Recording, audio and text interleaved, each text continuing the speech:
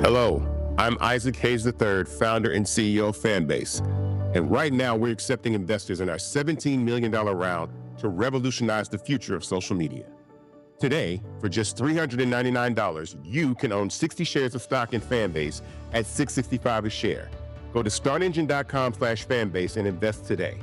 While the big platforms have grown too massive and disconnected from their users, Fanbase is building a platform where creators and users truly come first. We've already raised $4.8 million from everyday investors who believe in this vision, and now you can join them. This is your chance to invest in a social media tech company with over 1 million users that is disrupting media by allowing anyone to reach all of their following and monetize their content from day one. The market is changing, big platforms are failing to serve their users, and Fanbase is stepping up to fill the gap. Don't wait until it's too late. Invest now. Invest for yourself and your future. Go to startengine.com/fanbase and own the future of social media.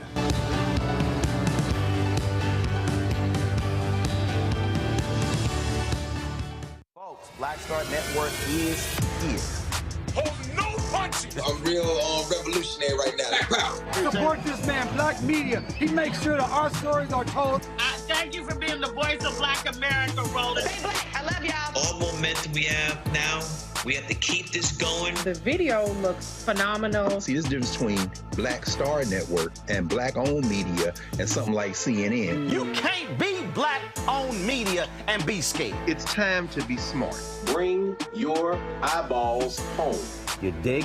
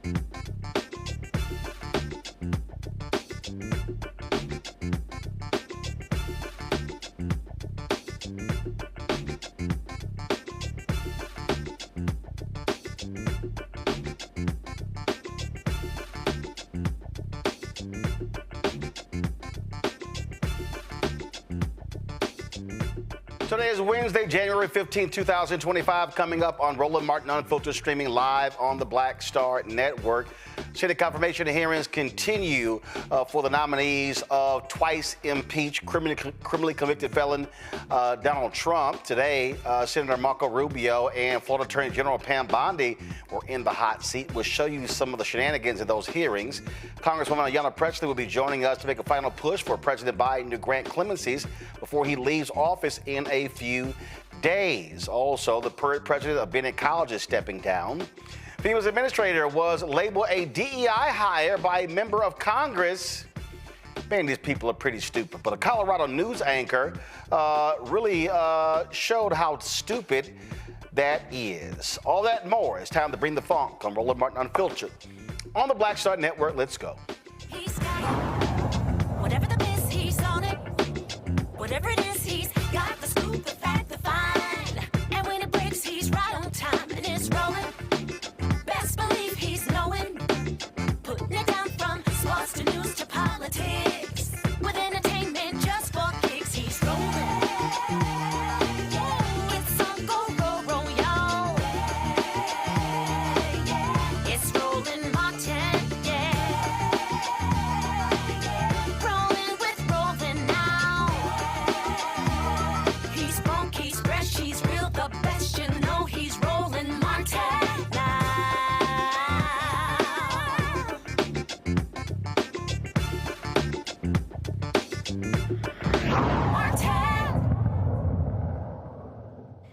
Well, another idiotic appointee of the twice impeached, criminally convicted felon-in-chief Donald Trump appeared before a Senate confirmation hearing today.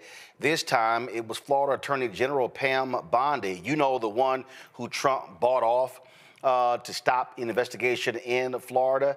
Oh, my goodness. She was asked about birthright citizenship, election denial. First, Senator Dick Durbin asked Bondi to weigh in on the call between Donald Trump and Georgia Secretary of State Brad Raffensperger after the 2020 election and Biden's victory. Listen to this idiot. Do you have any doubts that Joe Biden had the majority of votes, electoral votes, necessary to be elected president in 2020? You know, Senator, all I can tell you as a prosecutor is from my firsthand experience.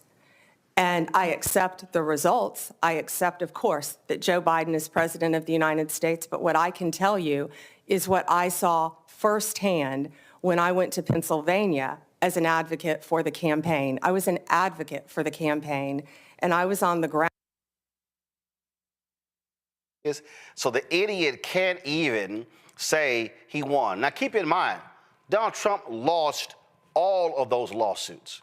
These crazy, deranged MAGA Republicans keep saying, oh, there was all of this election interference and voter fraud.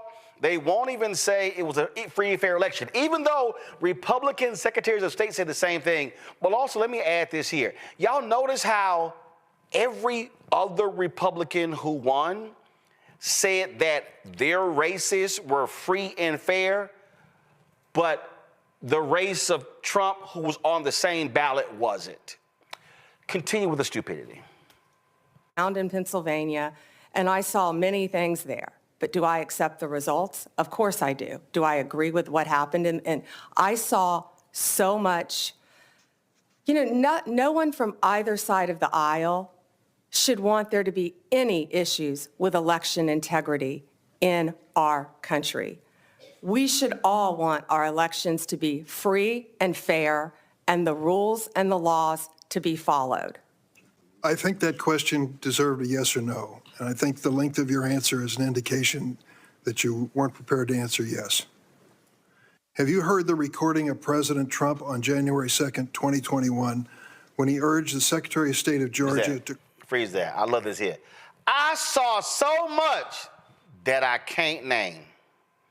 Oh my God, I saw so many bad things, but I actually can't describe what I saw that was illegal.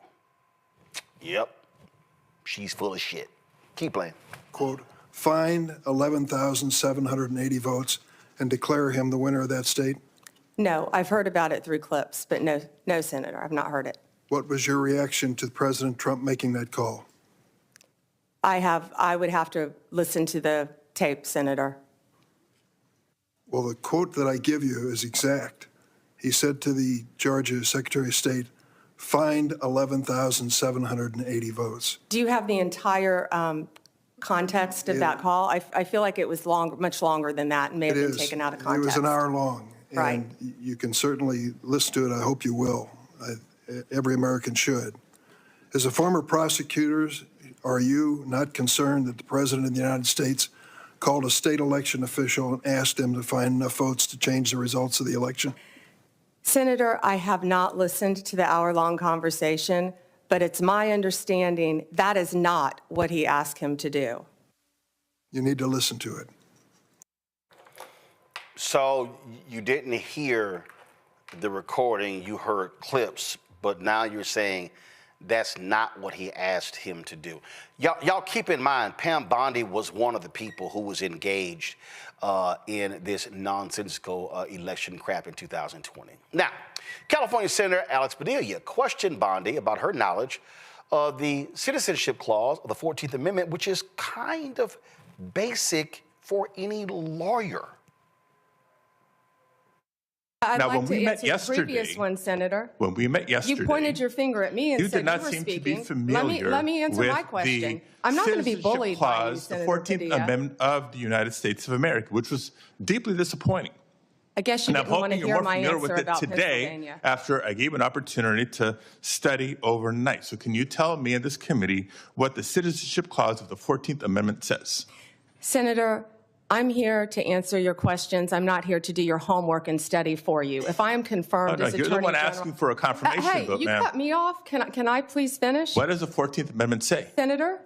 Senator, the 14th Amendment, we all know, addresses birthright citizenship. I've been a state prosecutor. I've been a state AG. I look forward to, even given your remarks today, working with you and the people of California if I am confirmed as the 87th Attorney General of the United States of America. I didn't take your homework assignment. I'm sorry. I was preparing for today. So on the 14th Amendment, now you've testified repeatedly to this committee that you will uphold the laws of this country and defend the Constitution of the United States. Do you believe birthright citizenship is the law of the land, and will you defend it regardless of a child born in the United States, regardless of their parents' immigration status? Senator, I will study birthright citizenship. I would love to meet with you regarding birthright citizenship. Can I answer the serve as the question? Attorney General of the United States, and you still need to study the 14th Amendment of the Constitution? That is not helping me have more confidence in your ability to do this job. Go to my iPad. This is the 14th Amendment. All persons born or naturalized in the United States and subject to the jurisdiction thereof are citizens of the United States and of the state wherein they reside. No state shall make or enforce any law which shall abridge the privileges of or immunities of citizens of the United States, nor shall any state deprive any person of life, liberty, or property without due process of law, nor deny to any person within its jurisdiction the equal protection of the laws. This is one of the Reconstruction Amendments, the 13th, 14th, 15th Amendment that was pushed through by radical Republicans. Those radical Republicans who were fervently against slavery, they didn't care that this was passed without bipartisanship. It was rammed through. The 14th Amendment was passed for people who look like me, to establish citizenship for black people. And this idiot can't even answer the question. It just goes to show you what we're dealing with here with the games. And I'm just warning y'all, we tried to tell you. We tried to tell you what was going to happen. We tried to tell you how ignorant these people are. We tried to tell you how nonsensical they are. Then you have, in the same hearing, You know, she did not want to deal with the reality of January 6th. January 6th. So, I mean, I'm going to pull this video up. Let me find it because it's pretty crazy where even Republican Tom Tillis kind of got a little ticked off regarding her answer as it related to January 6th because she waffled, if you will. She waffled, if you will, when it came to January 6th. All right, listen to this. Last thing before the second round, January 6th. A lot of people are going to say you're going to have a rubber stamp for letting people have pardons or recommending a pardon for people who did violence to law enforcement. I'm not going to ask you a hypothetical because I want you to be consistent in not answering them. But I have to believe as a member, I was the last member out of the Senate on January the 6th. I walked past a lot of law enforcement officers, who were injured. I find it hard to believe that the President of the United States or you would look at facts that were used to convict the violent people on January the 6th and say it was just an intemperate moment. I don't even expect you to respond to that, but I think it's an absurd and unfair hypothetical here, and you probably haven't heard the last of it. Thank you, Mr. Chair. The whole deal is they are going to pardon January 6th, folks. Robert Patillo, he's host, People, Passion, and Politics, News and Talk 1380 WAOK out of Atlanta. Rebecca Carruthers, Vice President, Fair Elections Center out of D.C. Gavin Reynolds, contributor to The Root and former speechwriter to Vice President Kamala Harris, New Haven, Connecticut. Robert, I'll start with you. My God, how hard is it to just say what 14th Amendment is? But the reality is Pam Bondi and Donald Trump and these MAGA Republicans, they want to act like the 14th Amendment doesn't exist. And if they truly believe in it, guess what? Correct me if I'm wrong, was Barron Trump born when his mama was actually a citizen? Well, it goes deeper than that even, Roland. It's not that they simply want to ignore the 14th Amendment. They want to pervert the 14th Amendment. They want to change the amendment and all the efforts of the civil rights movement to be antithetical to their original intent. Anton Scalia always talked about the original intent of the framers of the Constitution when it came to interpreting judicial precedents. What we know for a fact is that the 14th Amendment was meant to expand and protect the rights and interests of African Americans. Right now, the extreme MAGA movement is using that to go after affirmative action, to go after diversity, equity, and inclusion. They use the 14th Amendment to protect Trump from felony disenfranchisement laws, but also to prosecute black and brown people who are the victims of those laws. So what we have to do is stop fighting the last fight and fight on the battlefield that they are on currently. It's no longer a question of exposing hypocrisy. It's no longer a question of catching them in lies. It's what are we going to do legislatively to protect the civil rights that we have fought for the last 150 years? What are we going to do to change the legal landscape to ensure that we are not going back on Brown versus the Board of Education? We are not going back on everything that Hamilton E. Holmes and Thurgood Marshall were able to fight for our people, and that we're not going to repeal many of the acts that were put in place as the sole form of quote-unquote reparations that we received at the end of slavery, that being the 13th, 14th, and 15th Amendment, and now seeing those being used to enforce a white supremacist agenda, which is meant to degrade the rights of African Americans.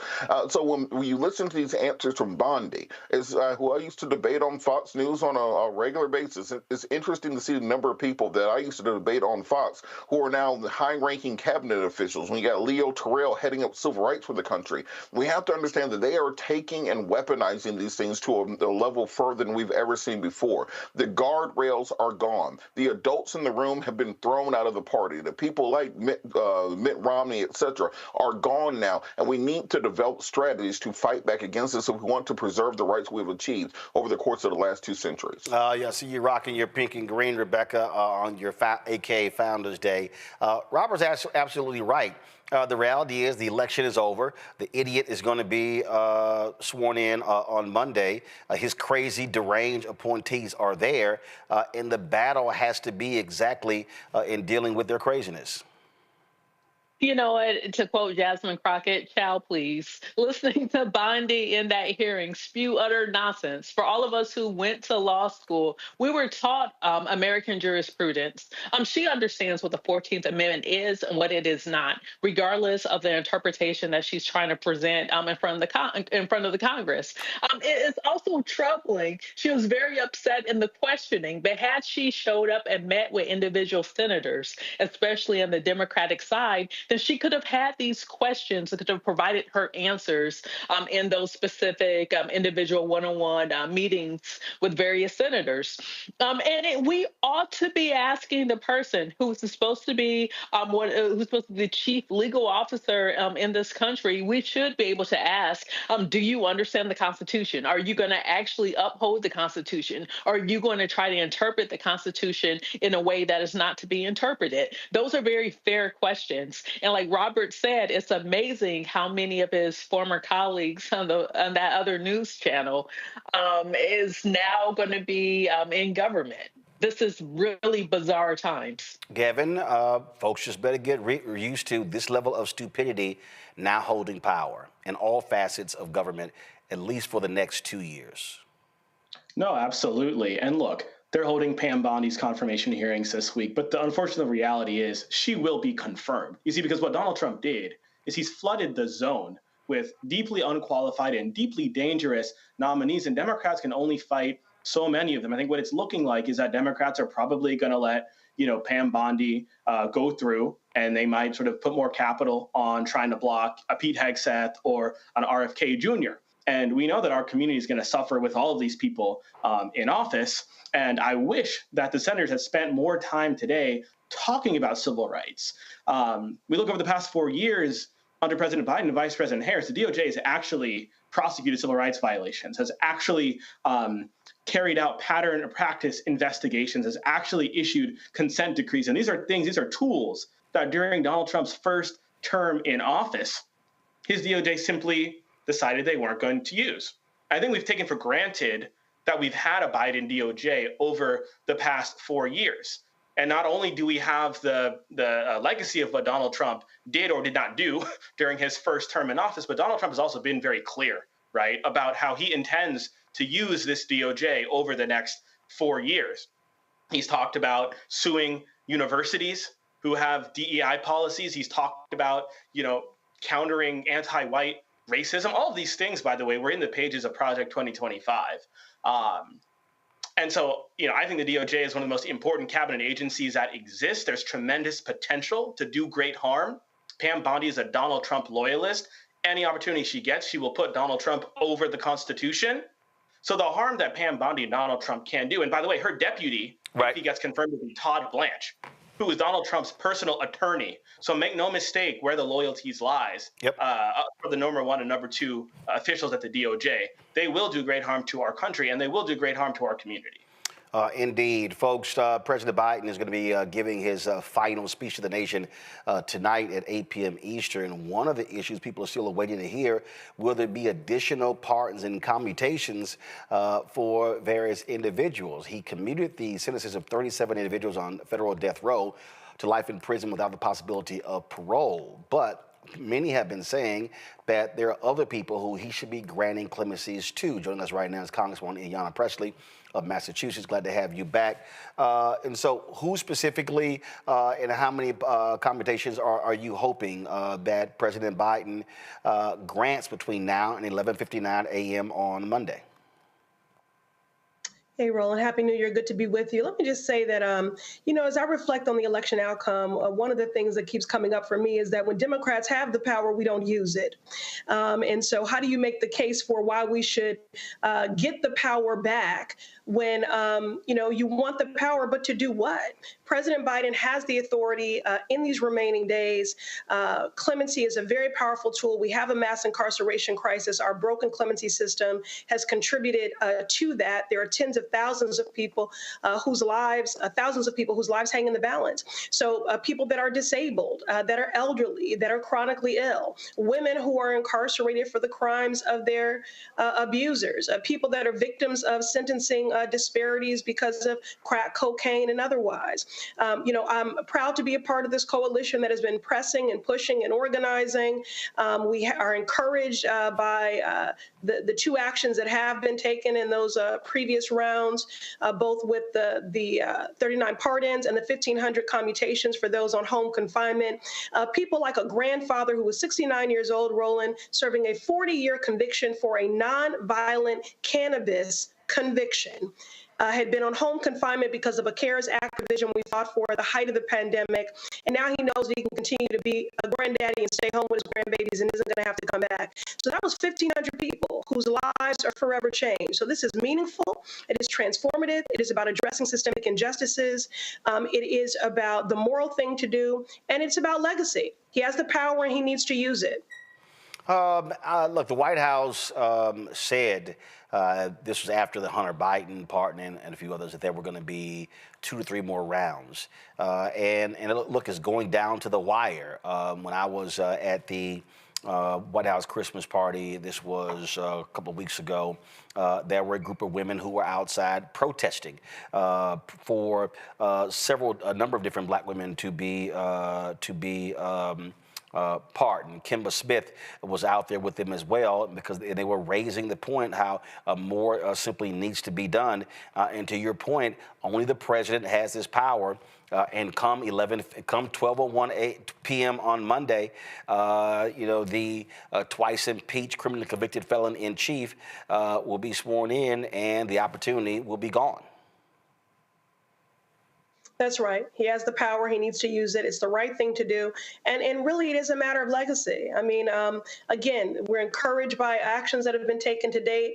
But we're pressing for him to continue to do more. And let me just share, my father is someone who was incarcerated because his substance use disorder was criminalized. It's very destabilizing, devastating for our household. And when he came out, he became a college professor, a dean of a college, and a successfully published author, and walked me down the aisle 10 years ago to the love of my life.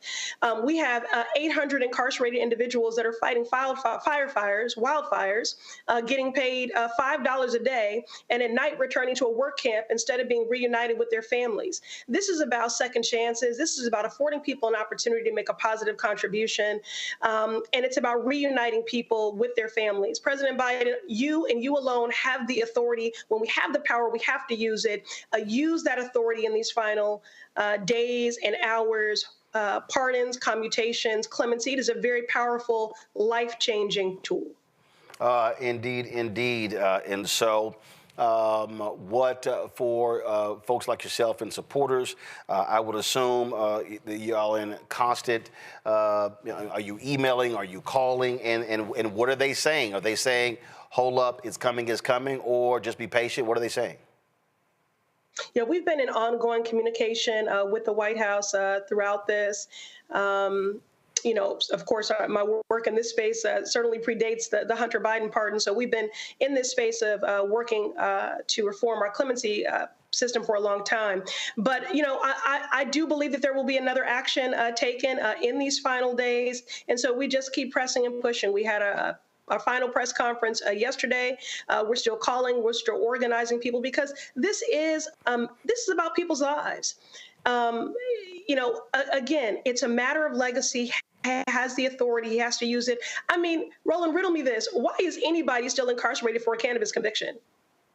So when you ask me, how many people should he use this tool for? The Office of the Pardoning Attorney tells us that there are thousands of people, maybe as many as 10,000, whose lives are just hanging in the balance. We have a mass incarceration crisis. We have a broken clemency system that has contributed to that.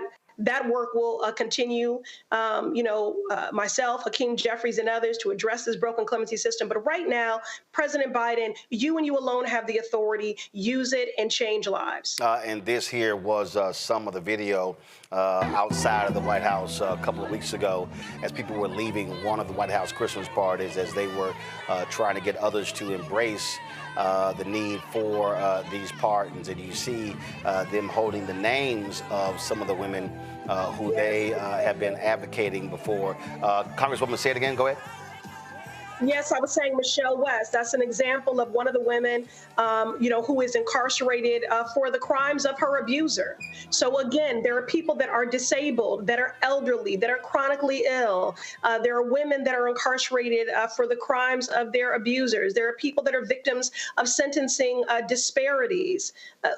They need to come home, reunite with their families, be afforded an opportunity to make a second chance and to make a positive contribution. All right, Congresswoman Ayanna Pressley, we appreciate it. Thank you so very much. Thank you, Roland. I'm going to go to a break. We'll be right back. Roland Martin Unfiltered right here on the Black Star Network.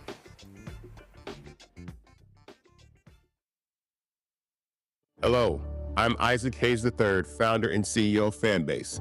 And right now, we're accepting investors in our $17 million round to revolutionize the future of social media. Today, for just $399, you can own 60 shares of stock in Fanbase at $665 a share. Go to startengine.com/fanbase and invest today. While the big platforms have grown too massive and disconnected from their users, Fanbase is building a platform where creators and users truly come first. We've already raised $4.8 million from everyday investors who believe in this vision, and now you can join them. This is your chance to invest in a social media tech company with over 1 million users that is disrupting media by allowing anyone to reach all of their following and monetize their content from day one. The market is changing, big platforms are failing to serve their users, and Fanbase is stepping up to fill the gap. Don't wait until it's too late. Invest now. Invest for yourself and your future. Go to startengine.com/fanbase and own the future of social media.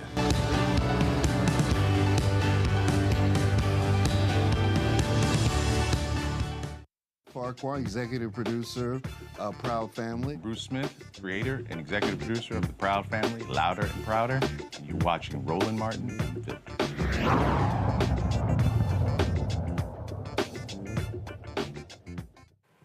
Folks, the death toll in California's historic wildfires is now at 25, with officials anticipating the death toll will climb higher as dozens remain unaccounted for. Winds continue to make it difficult for thousands of firefighters to battle the wildfires across 45 square miles of densely populated Los Angeles County. About 92,000 people remain under mandatory evacuation orders. Another 89,000 are under evacuation warnings.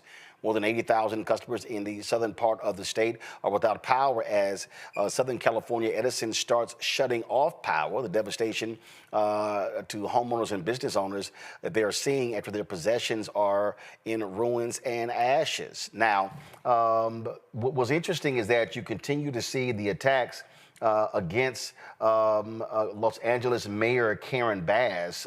In fact, what's crazy here is the Los Angeles Times, check this out. Now keep in mind, the owner of the Los Angeles Times is a MAGA billionaire. He's been kissing more Trump ass than anything. Go to my iPad. So they put this story out that said, as the Palisades fire exploded in Los Angeles, Mayor Karen Bass was at an embassy cocktail party in Ghana. Now, this goes with a story. And the headline was, Mayor Karen Bass was at an embassy cocktail party in Ghana as Palisades fire exploded. Now, keep in mind, she was there as a part of a 4-person delegation on behalf of the President of the United States for the inauguration of the Ghanaian president. And then a lot of folks have been fighting back. Victor Shi is one of these people. So so I gave you the headline. This is what the story says. Seidel said the delegation left the ambassador's house between 8 p.m. and 8:30 local time, departing straight to the tarmac of a military base where the mayor, quote, was on her way back to Los Angeles on a military flight by 9 p.m. That would put her departure from the party between 12 p.m. and 12:30 Los Angeles time last Tuesday. Bass arrived in Los Angeles at around 11 a.m. Wednesday. So do y'all see the game being played here? The game being played here is like, oh, she was at a party. Oh, yes, she was at a party just enjoying herself when Los Angeles was just blowing up. So we're just going to just totally ignore why she was there. We're going to ignore that while she was there, she was in communication with her staff. So we're just going to act like none of that stuff actually exists. I mean, and so you have the constant attacks against her, the constant attacks against California Governor Gavin Newsom, and it's going on and on and on. And so it's just amazing to listen to these people, listen to how they attack folks, how they will just make stuff up, and as if somehow Karen Bass could have went, okay, blow the fires out. I mean, but you see what happened. She was there as an official delegation for the United States. I was peeping this. I'm trying to find the piece that I want, Bill Burr, the comedian, he was on Jimmy Kimmel, and it was really interesting listening to him on Jimmy Kimmel talking about the fires there and how people are responding to it. So check this out. The fire was coming and all that stuff. So I feel lucky. Are you guys back in? And I think everybody did a great job. Yeah. Unlike the internet, Yeah, right. I know. It's right. Oh, my God. All of these fire experts. Why didn't you just fly a helicopter into the ocean? And then just, I don't know, because there was 100-knot winds. You want to do that? You want to do that at night, you lunatic? How are you? This was definitely mismanaged. That's a big word we're hearing now. Mismanaged, like some idiot on the internet knows how to manage the worst fire in L.A. sitting there in his underwear. You know what? Looking at the footage on the internet, I have determined that this here was mismanaged.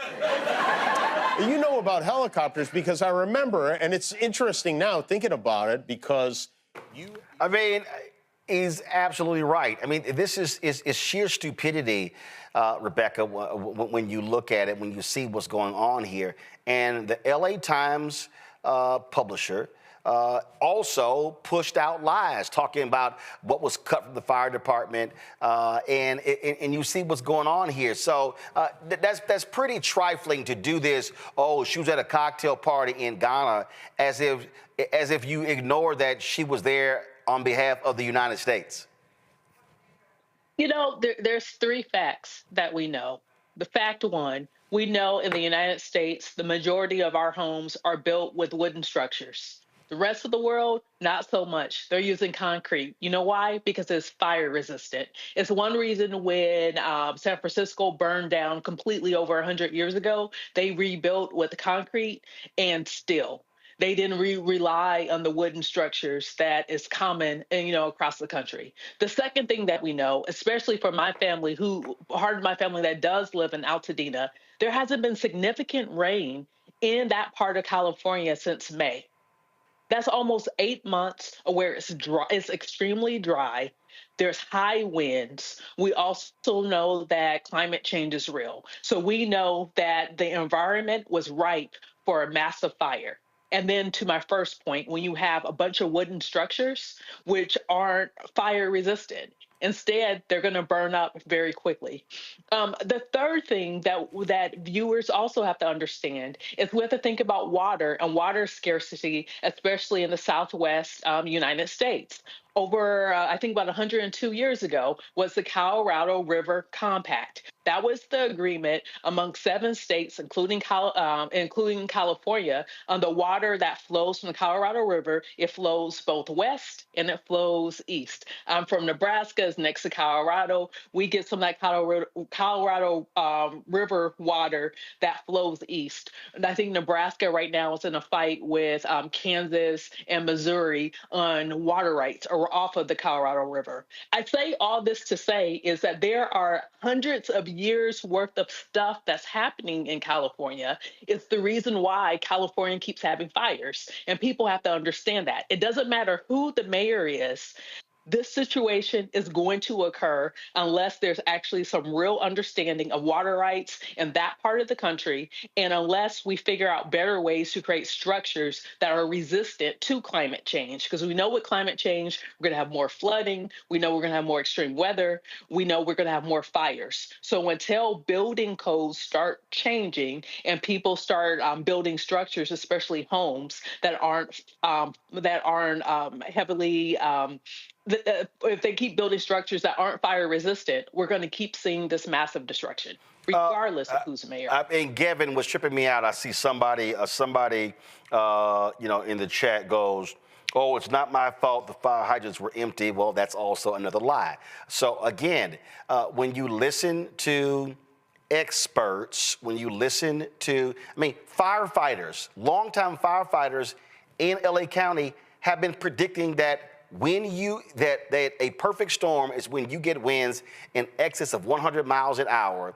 They would not be able to do anything if a wildfire starts. Well, Roland, we're living in an era now where people seem to not really care about what's true and what's false, what's real and what's fake, what's information versus what's disinformation or misinformation. People have literally lost everything in these fires, including my girlfriend. Her family is from the Pasadena area. Her uncle has had his house burned down, as well as other friends and close family friends of her family. So first of all, I want to just say that my thoughts and prayers go out to all those who've been affected. But I think it's just disgusting and terrible to see the misinformation and disinformation that has literally been spreading like wildfires on the internet, which has involved very racist and gendered attacks on Mayor Karen Bass, who I think has done a commendable job as mayor thus far. The way I've heard governors like Ron DeSantis and others talk about her as that mayor, saying how she was in Africa. And you hit the nail on the head, Roland. Why was she in Africa? She was in Ghana representing the president of the United States. And as soon as the situation was, that she was made aware of the situation, she boarded a military plane and got back as soon as she possibly could have. At a time like this, it's imperative for all of us, no matter where we live, no matter our political persuasion, to come together and support those who are actively responding to the wildfires. That not only includes the firefighters and the first responders, but also Mayor Karen Bass, Governor Gavin Newsom. We're all on the same page here. But I think we have to get ahead of this trend of misinformation and disinformation. We have to get ahead of that before the next disaster occurs. We have to. Robert, you had some, I'm not even going to show it, some bullshit-ass website post a story that says former Black Lives Matter co-founder Patrisse Cullors that 2 of her 3 LA homes had been burned down by fire, and she was soliciting donations. The story even had quotes from her. I text her. I called her. It's a lie. It's an absolute lie. It was completely made up. I mean, homes didn't burn, and the quotes were totally made up, and there's no solicitation. This is what you're seeing. Just like you have arsonists who are trying to start fires in LA County, you've got social media arsonists doing the exact same thing. Look, there's a quote Congressman Jonathan Jackson. He said the same Santa Ana winds that are blowing this fire are similar to the same winds that are blowing lies and misinformation around the country right now. There's a reason that Elon Musk spent $44 billion to buy Twitter. There's a reason Jeff Bezos bought the Washington Post. There's a reason a billionaire bought the Los Angeles Times. The new currency is information. If you can control what the truth is, you can control the activities of the American people. As Voltaire once says, if you can convince convince a man of absurdities, you can force him into atrocities. And that's what we're seeing happening currently. Instead of people saying, well, it's kind of weird that Atlanta is having a blizzard and LA are on fire at the same time, it seems like the climate has changed from what it used to be. We've allowed these right-wing influencers who are financed by the fossil fuel industry to say that, well, this is because of diversity, equity, and inclusion. The fires are because the fire chief is a lesbian. The fires are because the mayor is a black woman. Instead of looking at the fundamental truth, which is that we are polluting this planet to the point that we are seeing weather conditions where you'll see a blizzard in the southeast and a wildfire in the southwest, literally the song of ice and fire taking place in America, that we can blame it on black women and lesbians instead of blaming it on these corporations that are burning the planet into oblivion. We have to look at these things and understand that we have to control the information space. That's why shows like this are important. This is why platforms like Fanbase are important, because the control of information is where the millionaire and billionaire class are working going forward. So a bit of myth busting with regards to the fires. 1, no, the hydrants weren't empty. 2, even if they weren't, no city in this country or world can fight 10 massive blazes taking place in one metropolitan area at the same time. Number 2, no, fire trucks were not forced to stop in San Francisco or Sacramento in order to pass emissions tests because of the Green New Deal. That doesn't even make any damn sense. 3, when Marjorie Taylor Greene says that they have weather manipulation machines that are able to seed clouds and rain on the wildfires, if you believe that, you're one of the dumbest people left in this country. 4, no, you cannot just take seawater from the ocean and dump it on the fire. Why? Because seawater has salt in it and cities are made of metal. So you'll dump water onto those cities and rust out every pipe, every hydrant, every piece of infrastructure, every piece of electrical infrastructure. You would essentially be salting the earth so that even agriculture can't grow back again. That's what happens when you drop seawater onto a city. So for these people who are believing misinformation from Joe Rogan or Patriot Eagle MAGA Front 441 on Twitter, use some common sense and some actual upper brain function and have some real compassion and empathy for the people who are dying. Because when we talk about 24 or 25 people who are passed away, how many homeless people do you think are unaccounted for right now? How many people do you think who are who do not have mansions and who have families looking for them will be found in the days and years in the future? How many people have been burned completely to ash to the point that we'll need dental records to find them? And you're running around talking about DEI and a lesbian fire chief and a black mayor instead of talking about the human toll that climate change is bringing to this planet. And if we cannot admit that right now, I don't know exactly what it will take for people to realize exactly what corporations are doing to this world we live in. I just got this. Text from Ben Crump. Here it says, Attorney Ben Crump to announce lawsuit against Southern California Edison in tragic California wildfire wrongful death case. On behalf of Evelyn McClendon. He says the lives of the McClendon family were hardly devastated by the fires that swept through Altadena, the largely minority community. Besides their homes, they lost a beloved daughter and sister who served the community as a school bus driver. Like many in Altadena, they were able to build their version of the American dream, purchasing a home decades ago that grew in value and representing by far their largest asset. And so Ben Crump said they're going to be, of course, doing that. And so a lot of people already are talking about, again, how we had the families on the other day. They talked about how the power was still on, and some say that California Edison, Southern California Edison, their rules, the procedures are to turn the power off. To that way, you don't have that power going through those lines, so therefore sparking fires. And so we'll see what comes of that. Put up the GoFundMe, folks. We had the GoFundMe's last week. We also had the one of the law firm. You see this here: LA fires, the impacted community, black community urgently needs help. Is that the most recent update of where they are? Okay, I need you. Yeah, I don't want screen grabs, guys. I want the updated one. As a matter of fact, regarding the first one that you saw there, that was the Cochran law firm. They are behind that. They're also adding as partners Marathon, which is the company of Nipsey. Also, attorney Ben Crump is going to be joining this as well. So they're adding official partners to this to help people be able to raise funds. And so that's what's going on right now. I do want to be able to show you what those GoFundMes are up to. Again, we had impacted families on the show last week talking about what they have been going through, what they have been able to deal with, and so we certainly want. And there are a number of, if you actually go to GoFundMe, there are a number of wildfire relief funds. So there's one that is actually called Wildfire Relief Fund that's already raised right here $3.56 million.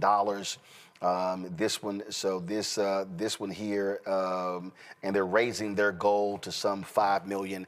That's that particular fund. You have a few other ones as well. There's a family here that has an autistic child. They lost everything. They've raised $294,000. And so pull up the latest of the campaign, the LA fires. All right. So what's the total there, folks? That I need to. I'm trying to see how much has been raised. $177,000. That's kind of low. So we want to show you that. So again, again, there are a lot of black families. We're not talking about celebrities. We're talking about regular, ordinary people, people who live there for a long, long time, people who live there for just decades. They've raised the target goal is $5 million.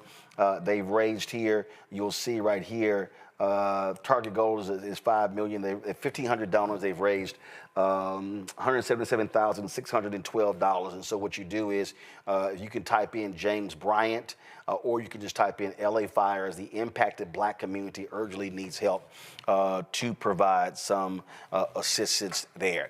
Got to go to break. We'll be right back. Roland Martin Unfiltered on the Black Star Network. Don't forget, support the work that we do. Joining our Bring the Funk fan club. Our goal is to get 20,000 of our fans contributing on average $50 each. That's $4.19 a month, 13 cents a day. And so if you want to support the work that we do, what nobody else in black-owned media is doing with the kind of show that we do and the shows that we have on our network, if you want to give me a Cash App, this is where you can contribute using the Stripe app. I told you before that Cash App shut down all of the different accounts, and so we had to figure out a way around it. And so this is what we did, and so use the Stripe QR code. If you're listening, go to blackstarnetwork.com. It's up there. If you want to give via PayPal, R Martin Unfiltered, Venmo is RM Unfiltered, Zelle, Roland at RolandSMartin.com, Roland at RolandMartinUnfiltered.com. Those of y'all who contribute via Cash App, PayPal, Venmo, and Zelle during the show, I'm going to give you a shout out live. You can also send your check and money order to P.O. Box 57196, Washington, D.C. 20037 7-0196. Back in a moment.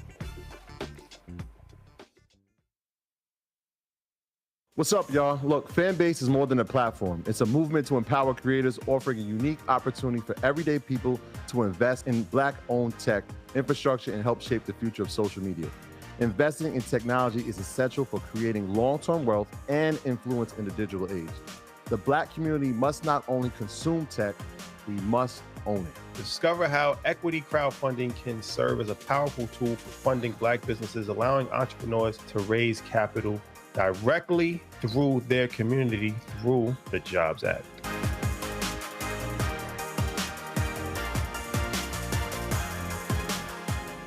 Now streaming on the Black Star Network. I was challenged by my uncle early on, before I even had a career. Like, I was maybe 8 years old, and my uncle said, "What do you want to do?" And I told him I wanted to be a rapper. And he said, "Okay, well, I don't know anything about the music business, so what you should do is learn everything there is to know about the music business and I'll make sure that you have the resources to push you through. And so I went and bought books, All You Need to Know About the Music Business, Hit Me In. I just went and bought a bunch of books and just started reading as a 10-year-old, just reading. And so I learned, all things licensing, mechanical rights. I learned about publishing, learned about how composition is broke up into two pieces, the writer's portion and the producer's portion. But by the time I actually learned, I came back and I was ready to okay, I got it. He would go into prison. So I had all this information. All this knowledge. All this knowledge. You like, well, what am I going to do with it now?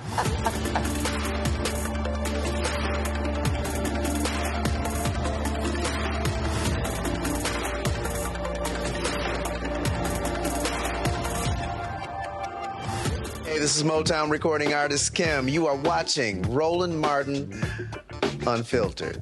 That boy, he always unfiltered, though. I ain't never known him to be filtered. Is there another way to experience Roland Martin than to be unfiltered? Of course he's unfiltered. Would you expect anything less? Watch what happens next.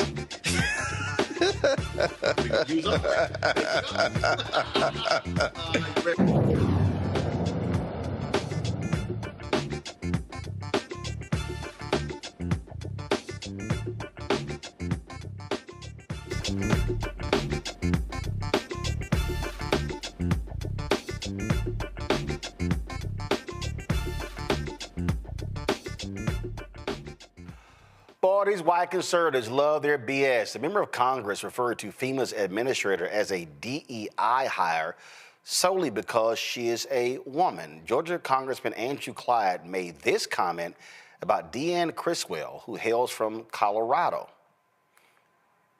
All right, well, y'all got it.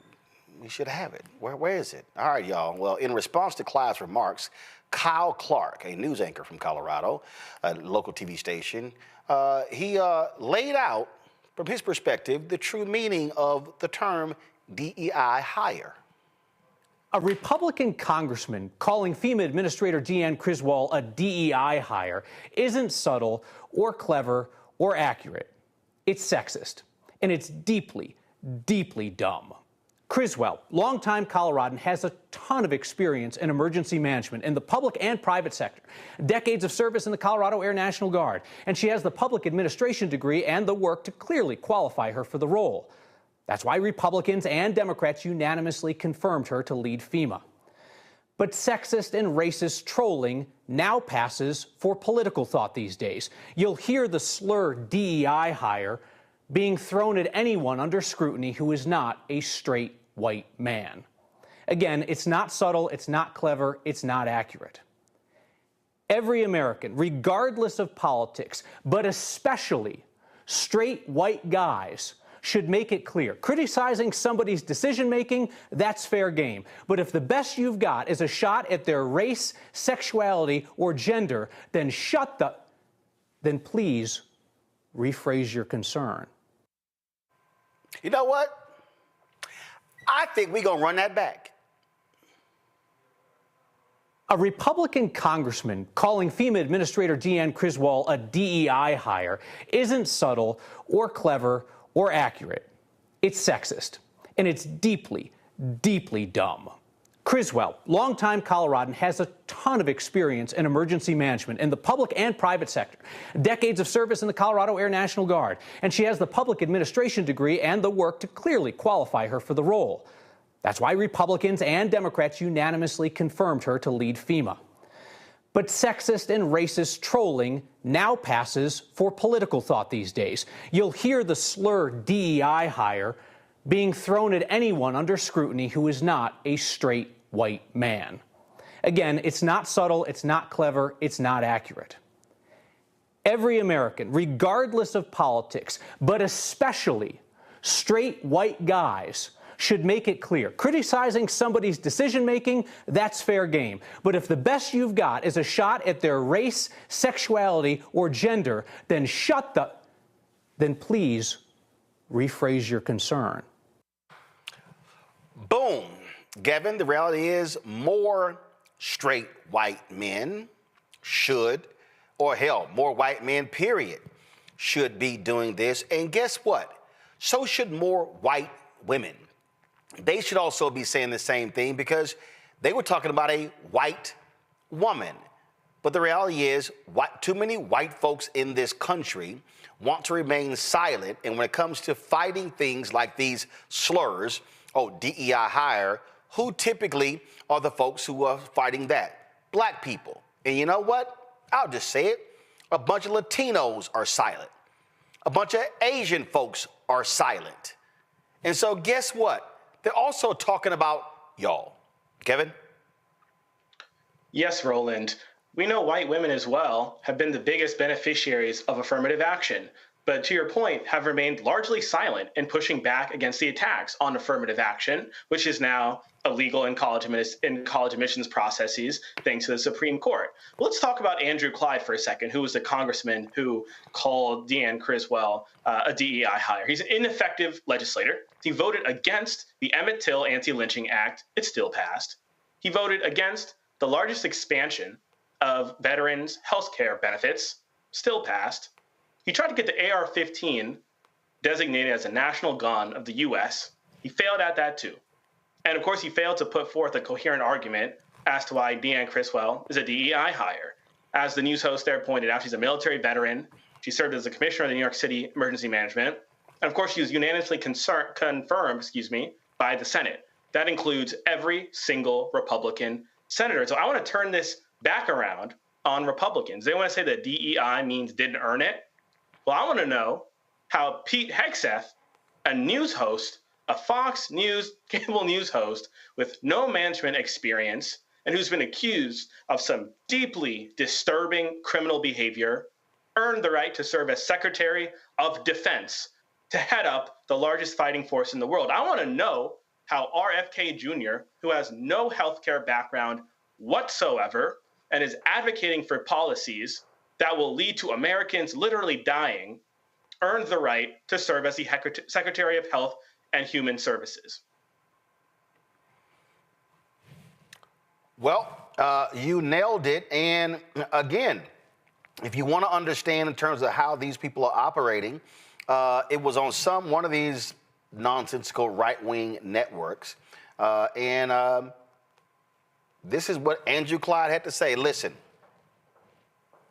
And often in these situations, it's very strategic. It's not necessarily about always putting more people on that. We have to make sure that it's safe. And, you can only add so much aircraft in the airspace. Congressman, as I said in my preamble, government isn't supposed to be welfare for the stupid. Why should the people of Georgia in your district and 48 other states be forced to pay when Democrat policies predictably fail, as they have in California? Well, great to be with you, Chris. And by the way, fantastic monologue. I tell you, what that DEI hire said was just incredibly stupid. You just can't do that. When the federal government offers you resources like that, helicopters and Marines on the ground, then you would take that. That just shows an incredible lack of leadership, the inability. But this is simply what they do. Robert? I think it's important for us to take a stock of what's happened over the last couple of years of American media and politics. We often find ourselves in this position of arguing what is right, but not realizing that we are arguing in an alternate universe from the one in which these people exist.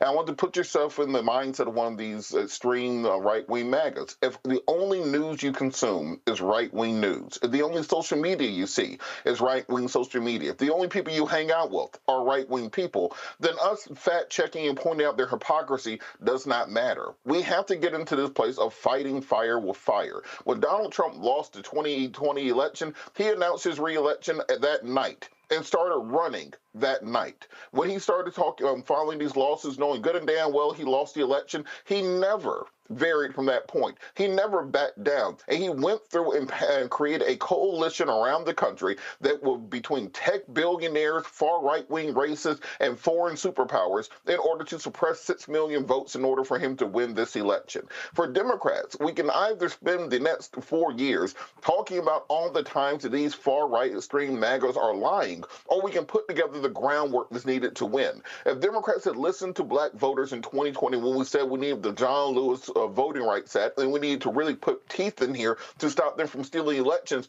we would have won in 2024. 26 states passed voter suppression laws, including Senate Bill 202 right here in Georgia, to make it harder for people to vote. As a result, we saw 6 million fewer Democrats voting in the 2024 election versus 2020.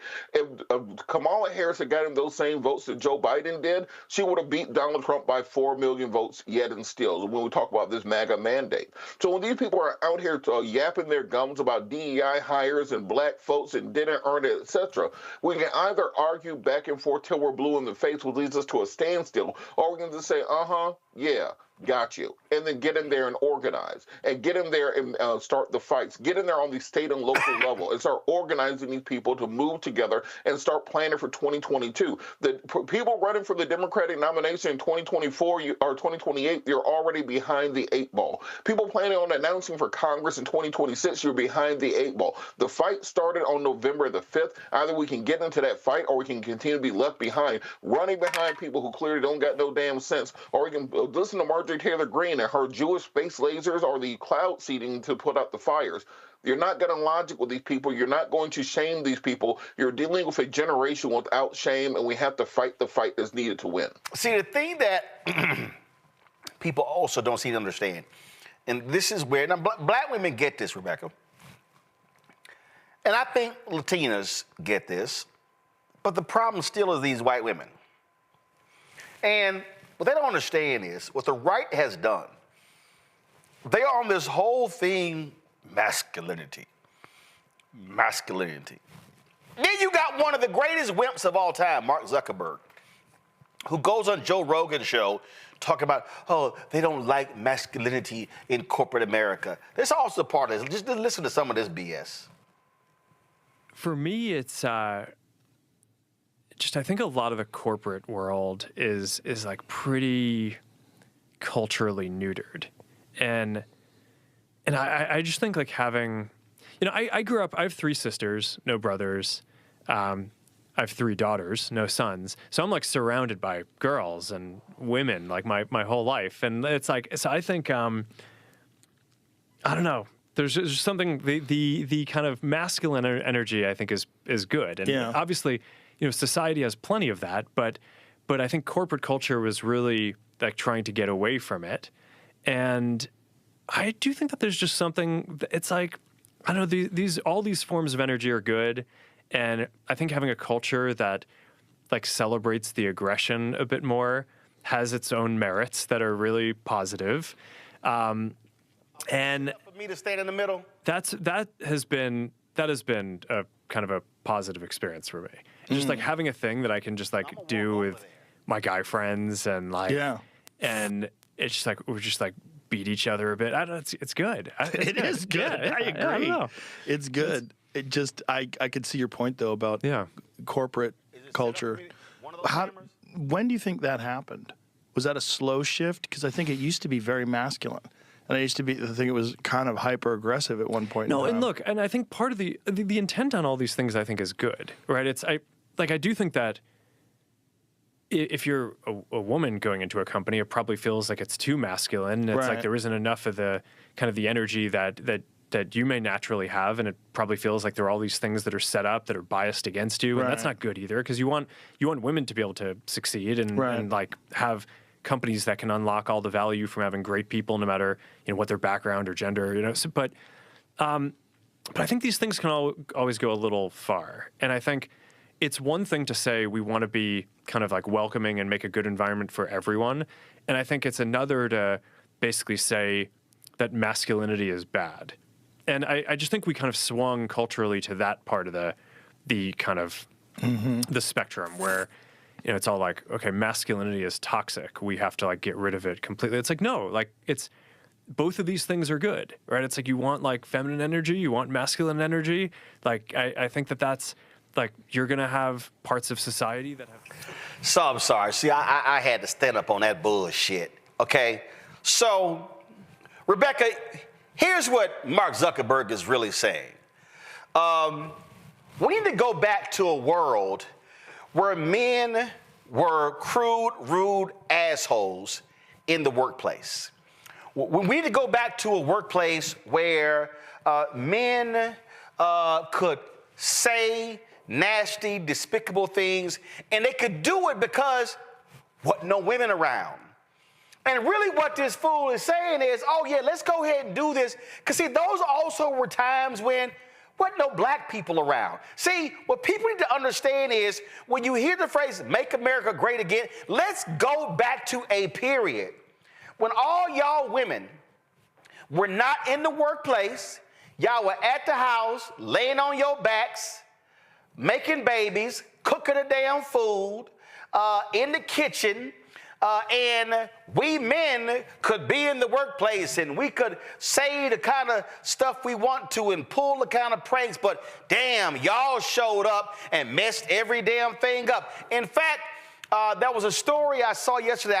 I wish I should have saved the story. I think it was in the Financial Times, where this banker said, now we can go back to the times where we can say pussy and not get canceled at work. That's what we're dealing with here. So no, but people need to understand, people really need to understand what's going on here. When you got the Republicans, okay, trying to defend Andrew Tate, okay, as some arbiter of greatness, that's what you're dealing with. You got Alina, whatever her name is, Hobbit, whatever her name is, talking him up. And so Tucker Carlson has been embracing this stuff. Josh Hawley of Missouri, all these Republicans. And so what we are dealing with and what Robert is talking about, people need to understand. What these people are focusing on, Charlie Kirks of the world, recruiting all these frat boys, these white men are mad that they no longer get to be the nasty, despicable assholes they were in the workplace. You know, according to that movie, didn't Zuckerberg steal Facebook? Like listening to him spout utter nonsense and acting like, oh, because he leads Facebook, he leads Meta, that for some reason we ought to listen to him pontificate on American society and American culture. When here's the reality, and this is piggybacking off of what Robert was talking about. We know in the 40s and 50s, the United States government actually pushed propaganda on describing what American culture is. This is where we saw the rise of television shows like Leave It to Beaver, and we saw these things that if you watch Mad Men, it really showed, hey, this is what even the state of advertising was during that time.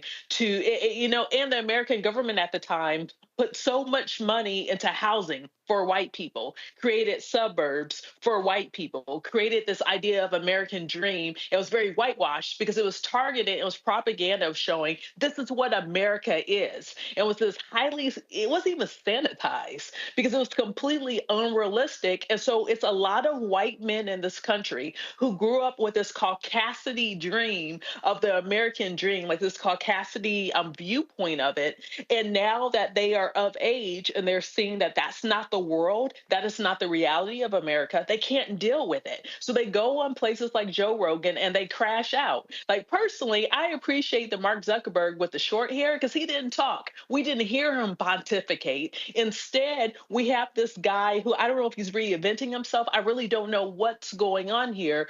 But you know what? If Joe Rogan could have a podcast and he could spot nonsense, you know what? This year, Roland, I'm going to start a podcast. Well, first of all, Rebecca, you want to start a podcast? I got a whole damn network. So all you got to do is call a brother. So that ain't hard. But here's the thing. And see, I really need people to understand what's at play here, Gavin, because I don't think folk really get it, okay? What you have going on, and the attacks on affirmative action, all the stuff about CRT, all this sort of stuff. I'm telling you, I wrote my book for a reason. When I said white fear, how the browning of America is making white folks lose their minds. Then you also throw in gender. What these people, what Trump represents, and this is where we got to understand why Donald Trump appeals to certain black men. See, we can't act like that don't exist.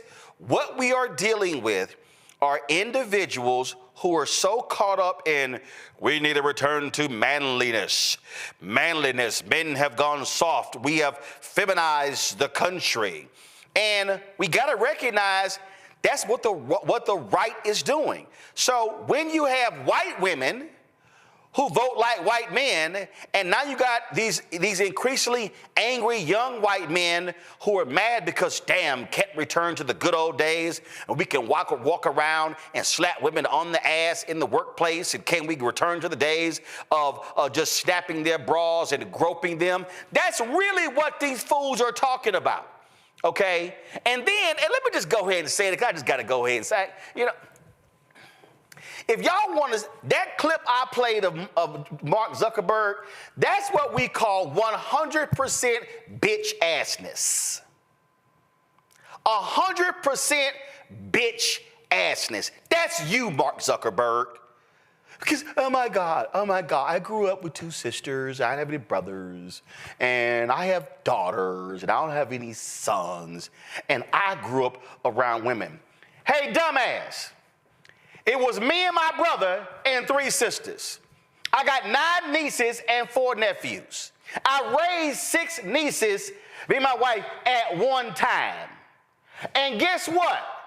I'm not sitting here like, oh my God, I mean, what can I call some men? What happened? No, Mark Zuckerberg, you're 100% bitch assness. That's your problem. And this whole deal of, oh my God, can we just inject some manliness into this? Please. Your issue with terms of your masculinity, that's your testosterone problem. And that's how dumb this is, Gavin. It's dumb. But people need to understand that this is a political reality that we are dealing with. I think you're 100% right, Roland. You're right that this is the situation that we're dealing with, and you're right that there are pretty grave political consequences as a result of it. I think a big part of this past election was the fact that the Democratic Party, our nominee, Vice President Harris, sort of the whole Democratic Party platform really failed, I think, to resonate with, to your point, a number of working class, non-college educated, Hispanic men primarily, but we know there were some black men, no black women, but some black men who felt some sort of affinity to perhaps not what Donald Trump was saying, but perhaps how he was saying. I think it was a huge mistake that the Harris campaign did not try to penetrate more spaces with some of these young male. But Gavin, that ain't the problem, bruh. She's a woman. She's a black woman. She could have penetrated those spaces. It would not have mattered. What the Trump campaign did was, the reason the Trump campaign was so aggressive at targeting men, because they actually believed they were going to lose more women. And so they had this target, hey, we got to increase the male support by at least 3%. And so the whole deal with Charlie Kirk and the right hitting the fraternities on the campuses and all this sort of stuff. But guess what happened? She didn't lose because they increased men. She lost because white women stuck with him. They voted for misogyny. And to Robert's point earlier, Biden voters set their ass on the couch, including a lot of black people. So that could have been overcome, but we have to understand what is at play here. The idea of make America great again, what the right is angry about. And this is what people have to accept. The 64 Civil Rights Act, the 65 Voting Rights Act, the 68 Fair Housing Act, those 3 civil rights bills provided not just civil rights for black people, but what it did was it created civil rights for everybody else. And so Title IX was a direct result of the 1964 Civil Rights Act. And so these white men have been pissed off since 1972 because shit, these damn women, our wives, our daughters, our aunts, and our female cousins are now in the workplace. Why were these white men so pissed off with Kamala Harris? Because who's the most educated group of people in America right now? Folk who are like Rebecca, black women. So we got to understand, you can try, well, let me go in there, but let me just be real. I'm just going to put it out there. For Democrats to have a shot in 2028, based upon present conditions, they can't nominate a woman. See, we just got to go ahead and deal with the reality. This country is sexist as hell. And we saw it in this election. That's true. I firmly believe, I think the Democrats, and this is not an overnight sort of solution, but I do think that the Democrats need to focus on putting forth positive messages of what masculinity means. I do think there are a lot of young men out there who over time have gotten very disenchanted with some of what they're hearing from the Democratic Party. I think that means the Dems have an opportunity then to say, don't listen to what Charlie Kirk, don't listen to what Joe Rogan, and Joe Rogan's not even a good example because he was a Bernie bro, right? So don't listen to what these men on the right, and Joe Rogan, are telling you. What they're telling you is not true. They're taking advantage of you because of this anger and this pain that you're feeling, but there's another way. It can't happen overnight, Roland, you're right, but I do think that if the Democrats think very critically and are intentional about penetrating some of those spaces, about connecting with some of those young men who stayed on the couch, I do think we can reclaim some of those voters. Here's what jumps out, Robert, again, that Democrats have to understand when we start talking about whiteness in culture. There is a strong belief, and the reason Kyle was very specific when he said, when they say DEI hire, these are straight white men. Because what you have is, you have an increasing number of straight men, not just white, who believe the Democratic Party is too gay.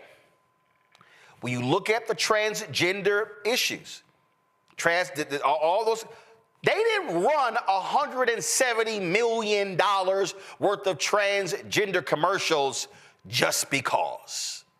That's also culture. And so when we see this DEI hire, the desire is we want to negate anybody that's not a straight white man because what they are afraid of, and we got to understand, their numbers are declining, Robert. So what they need is the only way to truly connect with those white men. You're losing power. And so then what they do, Robert, they go, well, that won't work with black men. So what we'll then do is we'll run ads on radio to black men, transgender, transgender, transgender, transgender, transgender. Oh my God, transgender sports, transgender sports. But when you look at the numbers, it ain't like, I ain't ever run into a transgender athlete. Okay, so the numbers who are playing on local, high school, whatever, we see what's going on here. But that's what they're doing. They saw the reaction of black men to Dwayne Wade's daughter. And they're like, oh, yeah, we can tap into this. Because people didn't understand. Those transgender ads were running on black radio stations in January, February, and March before the TV ads started running, Robert. So the point that you've been making is people have to be smart enough to understand the game being played. And like my man Bill Duke said in the movie High Flying Bird, they invented a game on top of a game. Well, to quote the prophet Mos Def, you start keeping pace, they start switching up the tempo. And what we're seeing right now is the kind of Empire Strikes Back moment for lame dudes. When you look at Zuckerberg, if you look at Elon Musk, if you look at all these people in the Trump orbit, Stephen Miller, etc., these are dudes who ain't got no game. These are dudes who could not pull a woman without money. These are men who have been overlooked their entire life. Look at the quote from Vivek Ramaswamy when he said, "Well, you want to venerate Zach and Slater over Screech. Well, you want to demonize Steve Urkel." These are those guys who grew up to be lames. And no amount of money can unlame you. You can have all the billions you want. You are still lame. And what they have depended on for the last several hundred years since the Victorian era is that, well, my money and women's economic dependence on me will give me the type of leverage in the dating market for me to be able to continue reproducing. This is why Elon talked so much about this projectization of white people needing to breed more, because his belief is that them as the ruling, wealthy, white elite class should be repopulating the earth with more people of their very nature. At the end of the day, none of these white billionaires out there, if you took the money away and you stood every single one of them up against me, ain't nobody choosing none of them over me. That's just the reality of the situation, and that's what threatens them. That's what they are afraid of. You take the money out of the situation, I pull all they women. And that's just what they understand. So the only way that they can keep up is by changing the rules of the game, by changing who has the opportunities. You take economic opportunity away from white women, then you make them dependent upon the white man again, then that means Elon and Zuckerberg and all these other guys go to the top of the heap again. You give white women the ability to make $500,000 or $1 million based on their intellect and their abilities, and not having a whole bunch of kids running around because they have the right to gender or to bodily autonomy, then all of a sudden they ain't worried about them. They can date and marry who they want. So the reason they talk about all this DEI and affirmative action, et cetera, is all of a sudden their money can't buy them what they want in life anymore because other people aren't desperate. So when we're looking at these people who are dealing with this this massive lame agenda, it's not this thing of saying, well, we need to change our messaging to attract more lames to the party. We have to attack what the real problem is, which is these 26 states have passed voter suppression laws.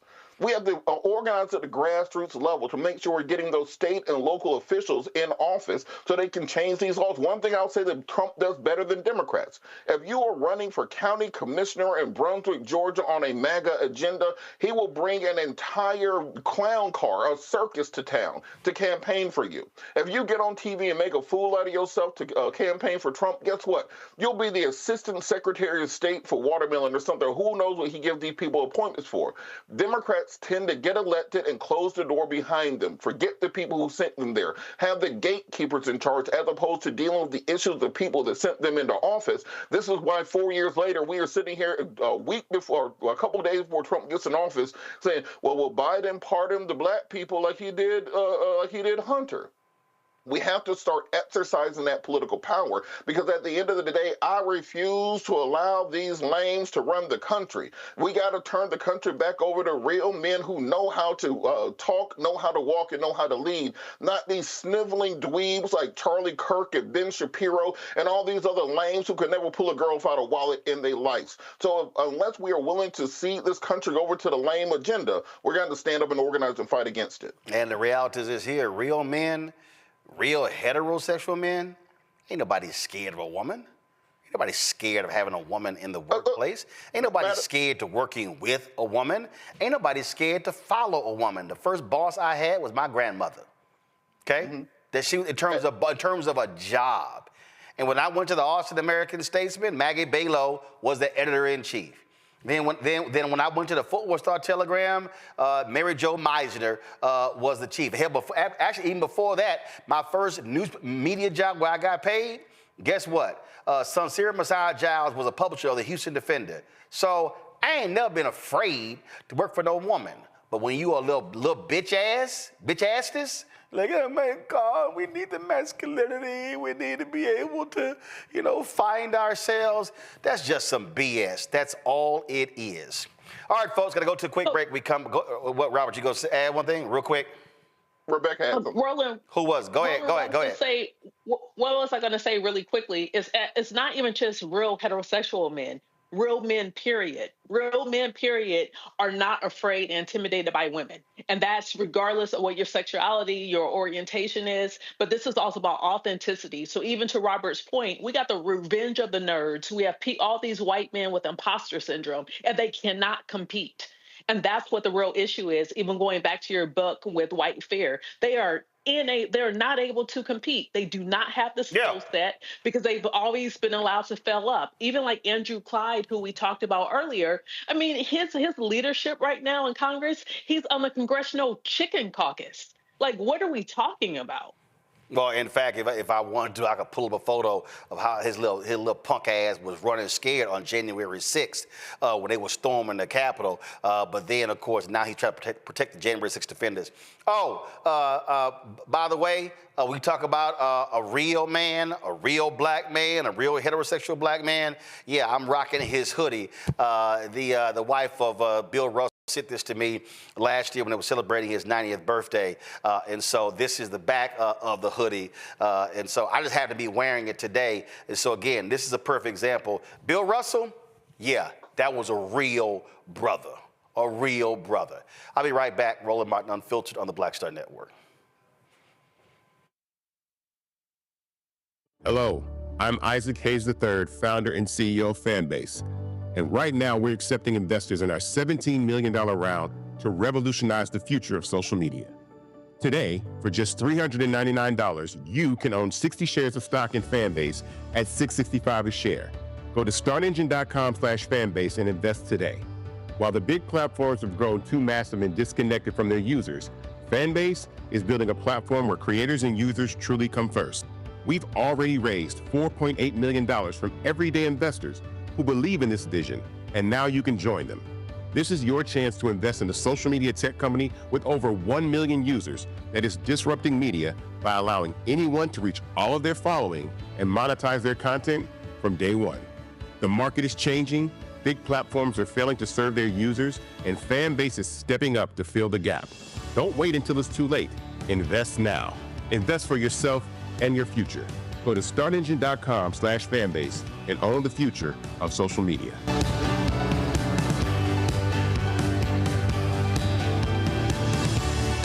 This is Essence Atkins. Mr. Love King of R&B, Raheem Devon. It's me, Sherry Shepard, and you know what you watch. You're watching Roland Martin Unfiltered.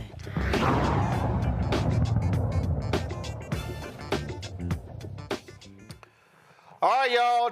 Kristen Clark and the Civil Rights Division, Department of Justice, they are working up till the end, and don't expect us doing any of these reports over the next 4 years. But the DOJ, they stated today that a South Carolina jail, they have been violating the 8th and the 14th Amendments rights of various inmates. The report states that the Alvin S. Glenn Division Detention Center in Richland County, South Carolina, does not provide adequate safety measures and fails to protect incarcerated individuals from physical violence by other inmates.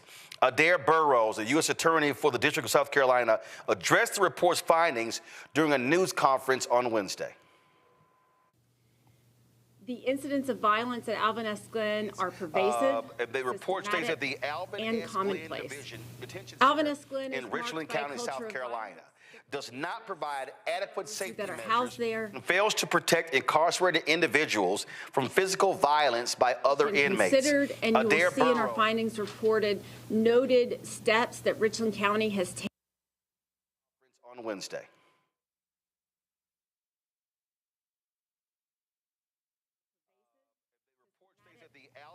The incidents of violence at Alvin S. Glenn are pervasive, systematic, and commonplace. Alvin S. Glenn is marked by a culture of violence that poses a risk to those that are housed there, as well as to staff and to law enforcement. Our investigation considered, and you will see in our findings reported, noted steps that Richland County has taken. The incidents of violence at Alvin S. Glenn are pervasive, systematic, and commonplace. Alvin S. Glenn is marked by a culture of violence that poses a risk to those that are housed there, as well as to staff and to law enforcement. Our investigation considered, and you will see in our findings reported, noted steps that Richland County has taken. Individuals who are charged with a crime and detained at Alvin S. Glenn face very real possibilities of being stabbed, raped, and beaten before they ever see a courtroom. Such conditions violate the United States Constitution. For more than a year, our team gathered documents and data and information from the jail through their county attorneys. We gathered information from state and local agencies, as well as from other third parties, such as hospitals. Investigators conducted a thorough inspection of the facilities. We interviewed jail staff and jail leadership. We received hundreds of letters, emails, and calls from people detained or incarcerated at the jail, from their loved ones, and from advocates. Investigators spoke with dozens of individuals detained at the jail, with their family members, as well as with community advocates. All of them had disturbing stories of violence. Their plea was the same. We are afraid for the lives of our loved ones. Something has to be done. While corrections departments across our country are facing some tough challenges, such as adequate staffing and contraband control, the issues at the Richland County Jail extend well beyond industry norms. The jail's own records indicate over 150 assaults in a 9-month period, and we know that this number undercounts and does not include all of the assaults that happened. We saw multiple instances, some of which we have detailed in the findings report, where the jail did not respond to violence and did not respond to serious injury until they were notified from the outside days later that the incident occurred. The county must take additional steps to address this violence. In our findings report, we've outlined some minimal remedial measures to do so. And I also want to say we're not adversarial in this charge. We do applaud the steps the county has already taken with regard to the physical plant, and we believe that we have a shared goal with the county to make conditions at the jail safe, to make them meet minimal constitutional standards, and we look forward to working with the county to make that happen here in our community. Robert, this detention center houses some 965 people. And again, the point that I'm making here is that, look, I don't expect at all a Pam Bondi, Donald Trump, Department of Justice to be doing anything. In fact, let me add one more thing before we talk about it. The DOJ has also entered into a settlement agreement with the Orange County, California, with Orange County, with the DA on using custodial informants at the Orange County jails. The deal resolves findings that violate criminal defendants' right to counsel under the 6th Amendment and the right to due process of law under the 14th Amendment. You know, that 14th Amendment we kept talking about with that dumbass Pam Bondi? The investigation evidence revealed that Orange County prosecutors failed to seek out and disclose exculpatory information regarding custodial informants to defense counsel. For the people who are watching, they need to understand this is what happens when you have a federal Department of Justice Civil Rights Division that cares about the civil rights of people, whether they are in prison, in jail, or free. Look, I want to remind the people who voted for the MAGA agenda or who stayed home because they didn't like transgenders or abortion. Leo Terrell's in charge of the Civil Rights Division now. Just suggest No, he's not. No, he's not. He was appointed as counsel to the woman who Trump appointed to run the Civil Rights Division, but she's also a nutcase. Yeah, that's my point. That's the point that I was trying to articulate. That if you look up these people from cable news, from the MAGAverse, who are now in charge of civil rights, that ship has now sailed. And so for people who put some of these other issues that you were talking about, the transgender commercials that were running during the football game earlier, if you put that at the front of your list, you have to understand you were voting for the entire MAGA agenda. You weren't just voting against transgenders. You weren't just voting for tax cuts. You weren't just voting because you like Kid Rock and Amber Rose. You were voting essentially to condemn people who are currently incarcerated to the complete abrogation of all of their civil and human rights.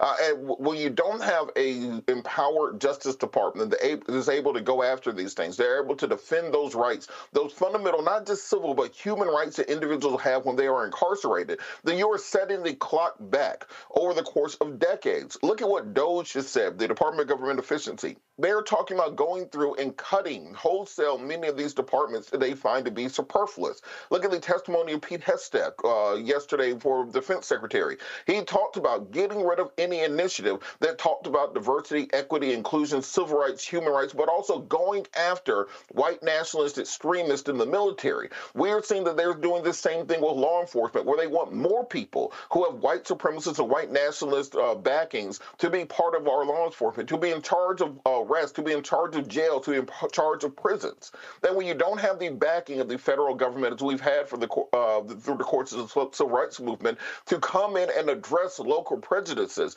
you leave people without coverage. So for the next 4 years at least, we'll be without coverage on many of these issues. And going forward, we're going to have to work to repass and reinvigorate many of these entitlements and many of these rights that are currently going away. We still haven't gone back and fixed the damage that was done by Shelby v. Holder to voting. We still haven't gone back to address many of these rollbacks that we've seen to civil rights. And what I fear is that after the MAGA movement is done in 4 years, and potentially even longer, there won't be much to restore and rebuild. We'll have to restart from scratch. We cannot be the generation that is known as the generation that failed and lost the civil rights movement for all of our ancestors. Rebecca, on midnight Monday night, Jack Smith's report on Donald Trump's efforts to illegally overturn the results of the 2020 election. He said that, without a doubt, the evidence showed that if this went to trial, Trump would have been convicted. And frankly, the only reason he is getting off is because he was reelected. Of course, this is also the basis of Fonnie Willis's, legal battle with him in Georgia, but that's also now on hold for at least 4 years. That 140-page report by Jack Smith is important.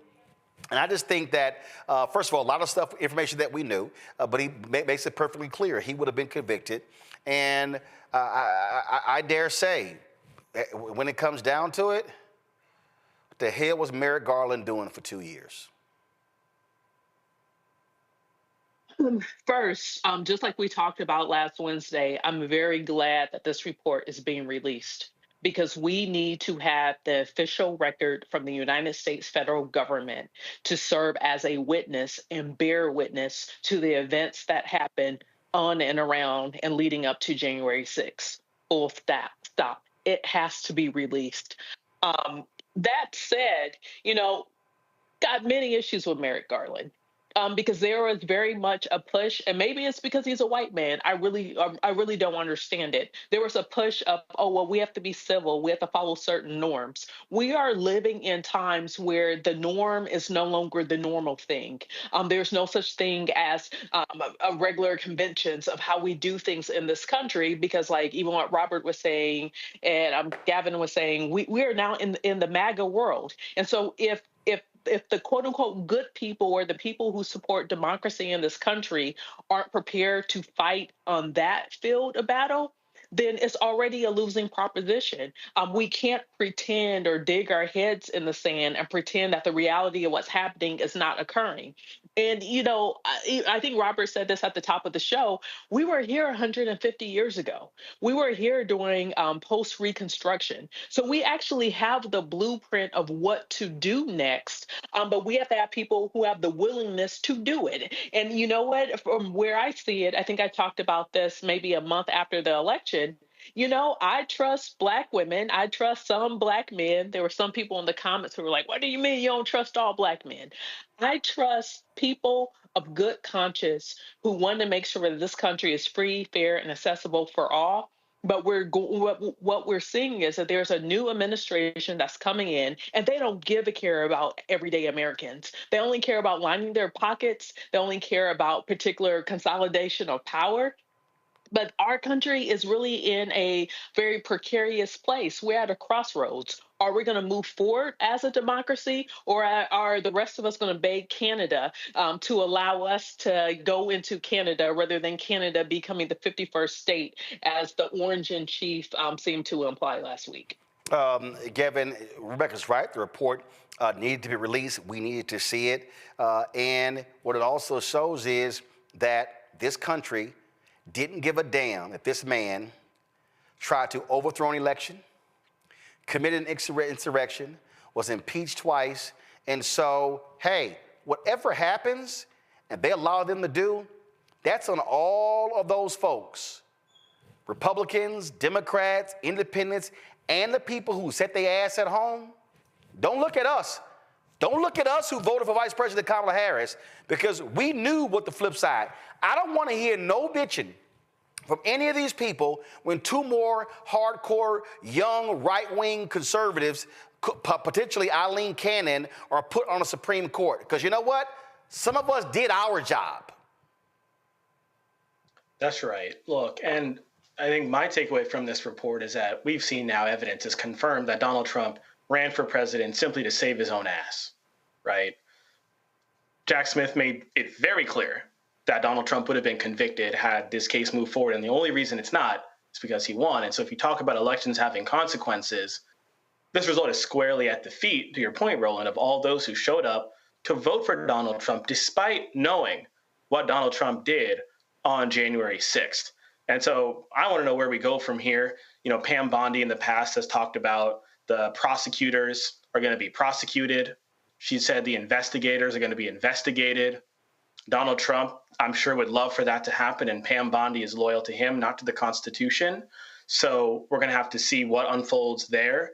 But I agree, taking a step back, I mean, we have a lot of soul searching to do as a nation, and it's damning. A line from the report so that Mr. Trump used these lies as a weapon to defeat a federal government function foundational to the United States' democratic process. So Donald Trump literally tried to bring our nation to its knees because he lost, but of course not this time around since he won. So look, I don't know if it was a mistake for Democrats to lead with this issue as much as we did. I think we had to. I think what it says about us as a country, though, that we were willing to look past it and that we were willing to, first of all, take seriously that Donald Trump, someone who had no concepts of any plan whatsoever, could help bring down the cost of groceries or eggs. And we were willing to show up and vote for him, despite what he did on January 6th. It's something that we're going to have to grapple with. But Roland, like you said, we showed up, we did our part, we voted, we helped other people register to vote and to vote. Once again, Black people were called upon to save our country. We did our part, and the blame is with everyone else. So, God, I pray that over these next 4 years, the damage will be as contained as it possibly can, because we're ready to fight. We're not going to stick our head in the sand. We're not going to throw our hands up. We're going to roll our sleeves up. And I think Robert's right. We're behind the 8 ball in terms of 2026 and 2028. So it's time to get to work. Well, that's why, again, we have this shirt. Y'all pull it up. Don't blame me. I voted for the Black woman. And so if y'all want to get y'all's, you could do so by going to rolandmartin.creator-spring.com. Go to the blackstarnetwork.com. Again, that's my position, and I don't want to hear nothing. Folks, an Illinois judge has been reassigned and referred to the state Judicial Inquiry Board for allegedly sharing a racist image in a text message. A recently elected Cook County judge, Carolyn Glennon Goodman, shared this image that got leaked to the public. The image parodied a Little Tikes toy box with a picture of a Black child and a foot outfitted with a My First Ankle monitor. In a screenshot of the text obtained by Injustice Watch, Glennon Goodman sent the image along with a text saying, "My husband's idea of Christmas humor." Glennon Goodman was just elected, y'all, in November to her first 6-year term. She presided over detention petitions and set conditions of release for people newly accused of crimes. She was a Cook County Assistant Public Defender from 1997 until last year and handled murder cases for nearly 2 decades. And Justice Watch first reported on the incident, saying the judge had told a confidant that the message was intended for a close friend and was instead mistakenly sent to a fellow judge with the same first name. Well, who the hell are you married to, Rebecca? I mean, should we put up a picture of who she's likely married to? Right. My guess is he's probably a Trump supporter. Statistically, just, taking an educated guess here. I mean, here's the thing. It's Cook County. There's enough people there. If they wanted to do a recall, they could do a recall. But that's up to them. But also, this is what people have to understand. Regardless if someone has a Democrat or a Republican in front of their name, not everybody supports Black people and Black communities. what she did was out of bounds because first of all, how are you a public defender and you're joking about something like that? And it kind of makes me wonder of the people who you were supposedly defending. Were you actually vigorously defending, or were you just working with the prosecutors to try to plead them out instead of actually having a true robust criminal defense that is constitutionally their right to have? So it's just letting us know they're not like us. They don't support us. So many of them don't have our best interests at heart. So, I hear what Gavin was saying. Oh, hey, the next 4 years, we need to roll up our sleeves. Well, hey, we need to we need to roll up our sleeves on behalf of our community, because ultimately we have to be the savior of our community. Indeed. Folks, I want to get this in real quick. North Carolina's Bennett College president stepping down. Suzanne Elise Walsh will be complete her term on June 30th. This is her appointment in 2019. She has moved the college from critical to stable by focusing on resource stewardship. During her presidency, Bennett College also earned prestigious national acknowledgments, including recognition as a Fulbright HBCU institutional leader for 5 consecutive years, ranking #1 in social mobility in 2022 and 2023 by U.S. News & World Reports, and designations as one of the nation's best women's colleges by bestcollege.com. An interim search will assist the Board of Trustees in identifying an interim president who will begin transitioning before President Walsh's departure. Folks, shortly, President Joe Biden is going to deliver his final national address as President of the United States. Today, of course, they announced a ceasefire between Israel and Hamas. Republicans are taking lots of credit for this. I dare say, don't know how much time we have. It's supposed to happen at the top of the hour, and so soon as I see it come up, I got to go right to it. But Gavin, real quick, this sounds to me very similar to what happened to Jimmy Carter in 1981. And there's no doubt in my mind that Trump and his people told Netanyahu, yo, y'all don't accept nothing until after the election, and I'm about to get inaugurated so they can claim credit. Go. Yeah, no, definitely. I texted one of my friends earlier today and I said, President Biden just got Jimmy Cartered. Because as you said, Roland, this is exactly what happened to Jimmy Carter years ago. President Biden's going to be leaving office, unfortunately, with approval ratings very near where President Carter's were when he left office. Well, actually, CNN's poll has him leaving an approval rating with 36%. That's still higher than what Trump. It's still higher than what Trump left with in 2021. Go ahead, finish your point. I got to quickly go to Robert and to Rebecca. I was just going to say, previewing the speech coming up in a couple of minutes, I think it's going to be an incredible speech. It's going to be the president's opportunity to say farewell to the country after his 4 years in office and his 53 years in public service. So I'm looking forward to tuning in. The reality here, Robert, is that Biden, that was a thread I read earlier, that Biden could have done more to push Israel, but he was so steadfast in his commitment of not cutting off weapons that, frankly, they didn't have to listen to him. He had the power to do that, but he chose to stick with them, and they turned around and screwed him, and that also screwed Vice President Kamala Harris.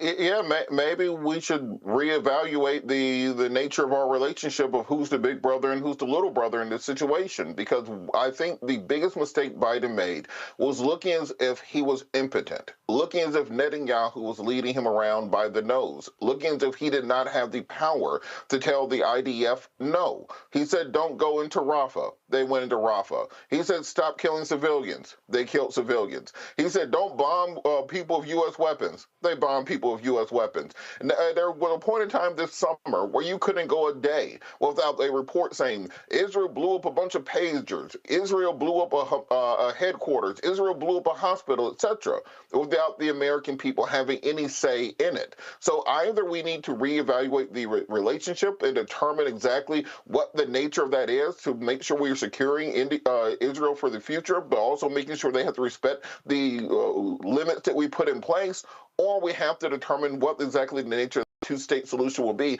because it can't simply be, we send you money, we send you weapons, you do what you feel like with it, and we have no say over it. Rebecca. If Trump indeed interfered with the negotiations that the United States was leading, this yet again is another example of treasonous acts that this person has committed. So even going back to the Carter reference, where it was another example of Reagan starting his administration under treasonous acts, there's a lot of similarities. One thing I do want to note, hey, happy birthday, Dr. King. This is your actual birthday. Want to recognize it. Rebecca, real quick, I got to go to the White House where President Biden is now speaking.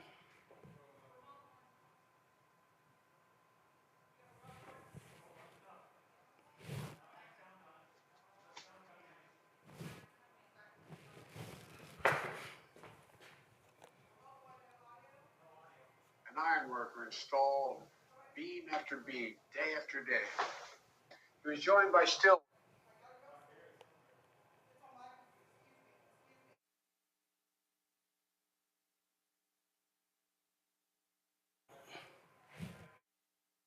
Administration fully informed, because that's how it should be, working together as Americans.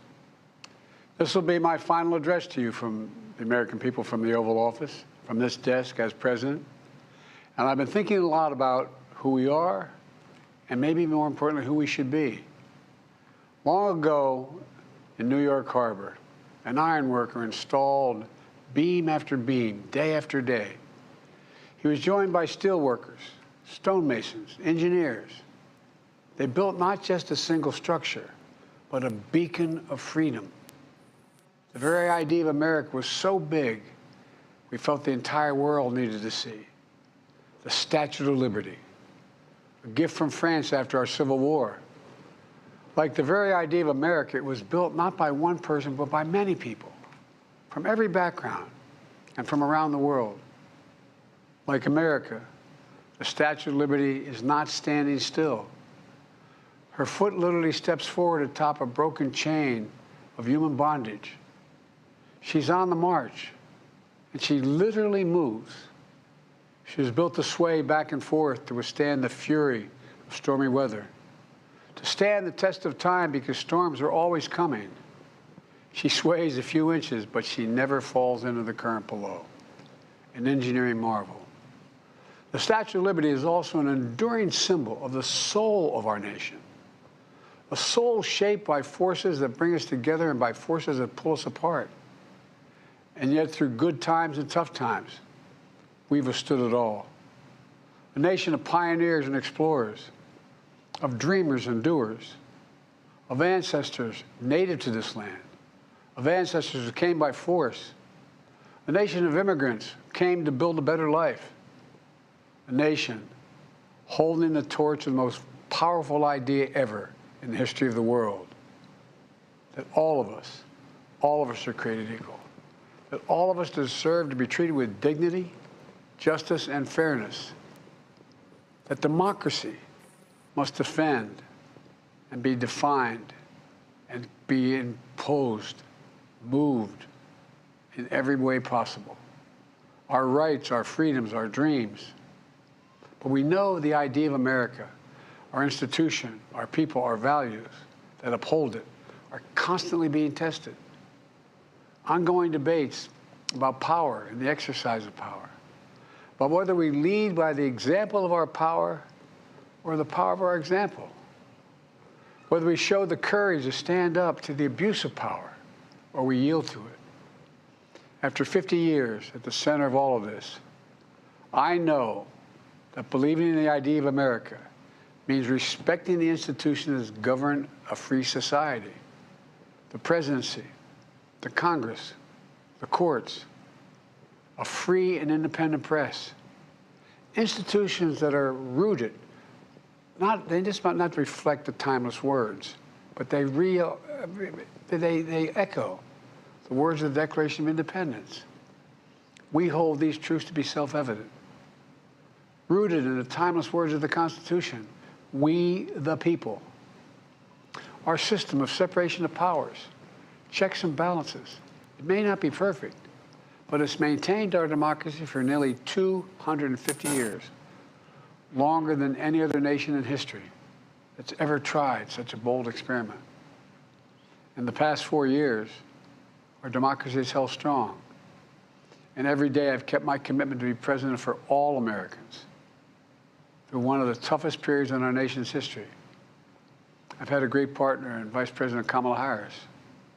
It's been the honor of my life to see the resilience of essential workers getting us through a once-in-a-century pandemic, the heroism of service members and first responders keeping us safe, the determination of advocates standing up for our rights and our freedoms instead of losing their jobs to an economic crisis that we inherited. Millions of Americans now have the dignity of work. Millions of entrepreneurs and companies creating new businesses and industries, hiring American workers, using American products. Together, we've launched a new era of American possibilities. One of the greatest modernizations of infrastructure in our entire history, from new roads, bridges, clean water, affordable high-speed internet for every American. We invented the semiconductor, smaller than the tip of my little finger, and now is bringing those chip factories and those jobs back to America where they belong, creating thousands of jobs. Finally, giving Medicare the power to negotiate lower prescription drug prices for millions of seniors. And finally, doing something to protect our children and our families by passing the most significant gun safety law in 30 years and bringing violent crime to a 50-year low, meeting our sacred obligation to over 1 million veterans so far who are exposed to toxic materials, and to their families, providing medical care and education benefits and more for their families. You know, it will take time to feel the full impact of all we've done together. But the seeds are planted, and they'll grow and they'll bloom for decades to come. At home, we've created nearly 17 million new jobs, more than any other single administration, a single term. More people have health care than ever before. And overseas, we've strengthened NATO. Ukraine is still free. And we've pulled ahead of our competition with China, and so much more. I'm so proud of how much we've accomplished together for the American people. And I wish the incoming administration success, because I want America to succeed. That's why I've upheld my duty to ensure a peaceful and orderly transition of power, to ensure we lead by the power of our example. I have no doubt that America is in a position to continue to succeed. That's why my farewell address tonight, I want to warn the country of some things that give me great concern. This is a dangerous concentration, and that's a dangerous concentration of power in the hands of a very few ultra-wealthy people. The dangerous consequences if their abuse of power is left unchecked. Today, an oligarchy is taking shape in America of extreme wealth, power, and influence that literally threatens our entire democracy, our basic rights and freedoms, and a fair shot for everyone to get ahead. We see the consequences all across America, and we've seen it before. More than a century ago, but the American people stood up to the robber barons back then and busted the trusts. They didn't punish the wealthy. They just made the wealthy play by the rules everybody else had to. Workers want rights to earn their fair share. You know, they were dealt into the deal, and it helped put us on a path to building the largest middle class, the most prosperous century any nation in the world has ever seen. We've got to do that again. In the last 4 years, that is exactly what we've done. People should be able to make as much as they can, but play by the same rules, pay their fair share of taxes. So much is at stake. Right now, the existential threat of climate change has never been clearer. Just look across the country, from California to North Carolina. That's why I signed the most significant climate and clean energy law ever in the history of the world, and the rest of the world is trying to model it now. It's working, creating jobs and industries of the future. Now, we've proven we don't have to choose between protecting the environment and growing the economy. We're doing both. The powerful forces want to wield their unchecked influence to eliminate the steps we've taken to tackle the climate crisis, to serve their own interest for power and profit. We must not be bullied into sacrificing the future of our children and our grandchildren. We must keep pushing forward and push faster. There's no time to waste. It's also clear that American leadership in technology is an unparalleled source of innovation that can transform lives. We see the same dangers of the concentration of technology, power, and wealth. You know, his farewell address, President Eisenhower spoke of the dangers of the military-industrial complex He warned us then about, and I quote, the potential for the disastrous rise of misplaced power, end of quote. 6 decades later, I'm equally concerned about the potential rise of a tech industrial complex that could pose real dangers for our country as well. Americans are being buried under an avalanche of misinformation and disinformation, enabling the abuse of power. The free press is crumbling. Editors are disappearing. Social media is giving up on fact-checking. The truth is smothered by lies told for power and for profit. We must hold the social platforms accountable to protect our children, our families, and our very democracy from the abuse of power. Meanwhile, artificial intelligence is the most consequential technology of our time, perhaps of all time.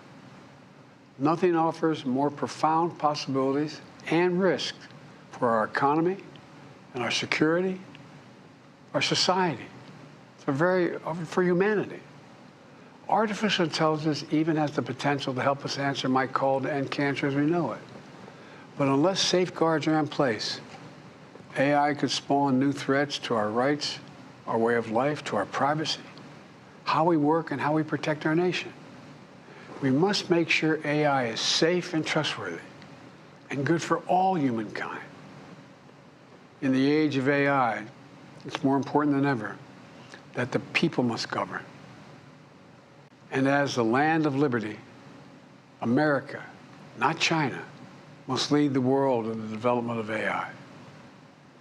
You know, in the years ahead, it'll help to be, it's going to be up to the president, the presidency, the Congress, the courts, the free press, and the American people to confront these powerful forces. We must reform the tax code, not by giving the biggest tax cuts to billionaires, but by making them begin to pay their fair share.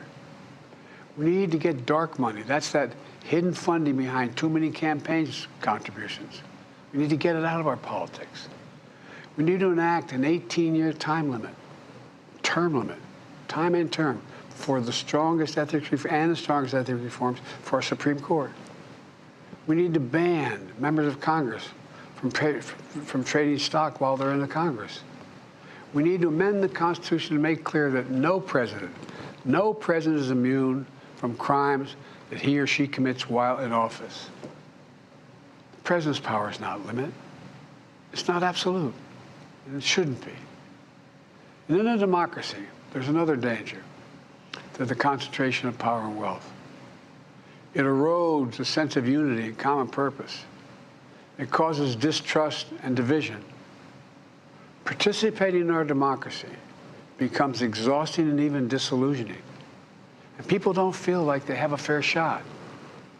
We have to stay engaged in the process. I know it's frustrating. A fair shot is what makes America, America. Everyone's entitled to a fair shot, not a guarantee, but just a fair shot, an even playing field, going as far as your hard work and talent can take you. We can never lose that essential truth, remain who we are. I've always believed, and I've told other world leaders, America can be defined by one word: possibilities. Only in America do we believe anything is possible. Like a kid with a stutter from modest beginnings in Scranton, Pennsylvania, and Claremont, Delaware, sitting behind this desk in the Oval Office as President of the United States. That's the magic of America. It's all around us. Upstairs in the residence of the White House, I've walked by a painting of the Statue of Liberty I don't know how many times. In the painting, there are several workers climbing on the outstretched arm of the statue that holds the torch. It reminds me every day I pass it of the story and soul of our nation and the power of the American people. There's a story of a veteran. This is a veteran, a son of an immigrant, whose job was to climb that torch and polish the amber panes so rays of light could reach out as far as possible. He was known as the keeper of the flame. He once said of the Statue of Liberty, quote, speaks a silent universal language, one of hope, that anyone who seeks and speaks freedom can understand. Yes, we sway back and forth to withstand the fury of the storm, to stand the test of time. A constant struggle, a short distance between peril and possibility. But what I believe is the America of our dreams is always closer than we think. It's up to us to make our dreams come true. Let me close by stating my gratitude to so many people, to the members of my administration, as well as public service and first responders across the country and around the world. Thank you for stepping up to serve. To our service members and your families, it's been the highest honor of my life to lead you as Commander-in-Chief. And of course, to Kamala and our incredible partner, historic Vice President. She and Doug have become like family. And to me, family's everything. My deepest appreciation to our amazing First Lady who's with me in the Oval today, for our entire family. You're the love of my life and the lives of my love. My eternal thanks to you, the American people. After 50 years of public service, I give you my word. I still believe in the idea for which this nation stands. A nation where the strength of our institutions and the character of our people matter and must endure. Now it's your turn to stand guard. May you all be the keeper of the flame. May you keep the faith. I love America. You love it too. God bless you all. May God protect our troops.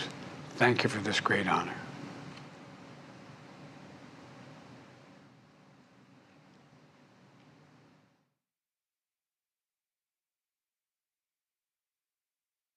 All right, folks, so let's go to our panel. We'll start with you, Gavin. You were a speechwriter for the Vice President. Your assessment of that final farewell speech from the 46th President of the United States, Joe Biden. Like I said before, Joe Biden served in public office for 53 years. He was first elected to the Senate when he was 29 years old, and now he's leaving office as president after serving 4 years at the age of 82. I was expecting a little bit more from him in terms of what he has experienced over that long, 53-year career in public service. I expected a little bit more in terms of the places, the people who helped shape him, Scranton, Delaware, but him on message. They kept him pretty brief, which is unusual for President Biden. Those of us who were at the DNC, who were in the hall when he was speaking, remember how late he finally got on stage and how late he left that stage. But I thought for a man like Joe Biden, who has served humbly and dedicated to the American people for his whole life, I appreciated the words that he left with us. He talked about how the America of our dreams is always closer than we think, and he left us with that final parting charge that it was our turn to stand guard. I was surprised that he went into, the tech industrial complex. That's something that's certainly the next sort of frontier for our nation to deal with as he retreats back to the sidelines. But I appreciated that he brought that up, and we'll see how much we hear from Joe Biden over, the remaining years of his life. He's an older president leaving office, but I did feel like he left us a charge. Again, it's our turn to stand guard. And I think leaving us with that was quite poignant in shouting out those of, as well of his administration and his family who have made this ride so worthwhile. So, I thank President Biden for his service over the past 4 years. I think we made tremendous progress over these past 4 years. When he took office, we were facing a number of challenges, economic challenge, public health challenge, a challenge of racial justice. And I believe that we've made tremendous progress as a country and our community. We have a lot to be grateful for, but over the next 4 years, it's going to be really, really, really grave. And as Rebecca said earlier, we have to fight for our community. So, it's time to do that. But fitting message from President Biden. I thought it was really done, well received. And thank you, sir.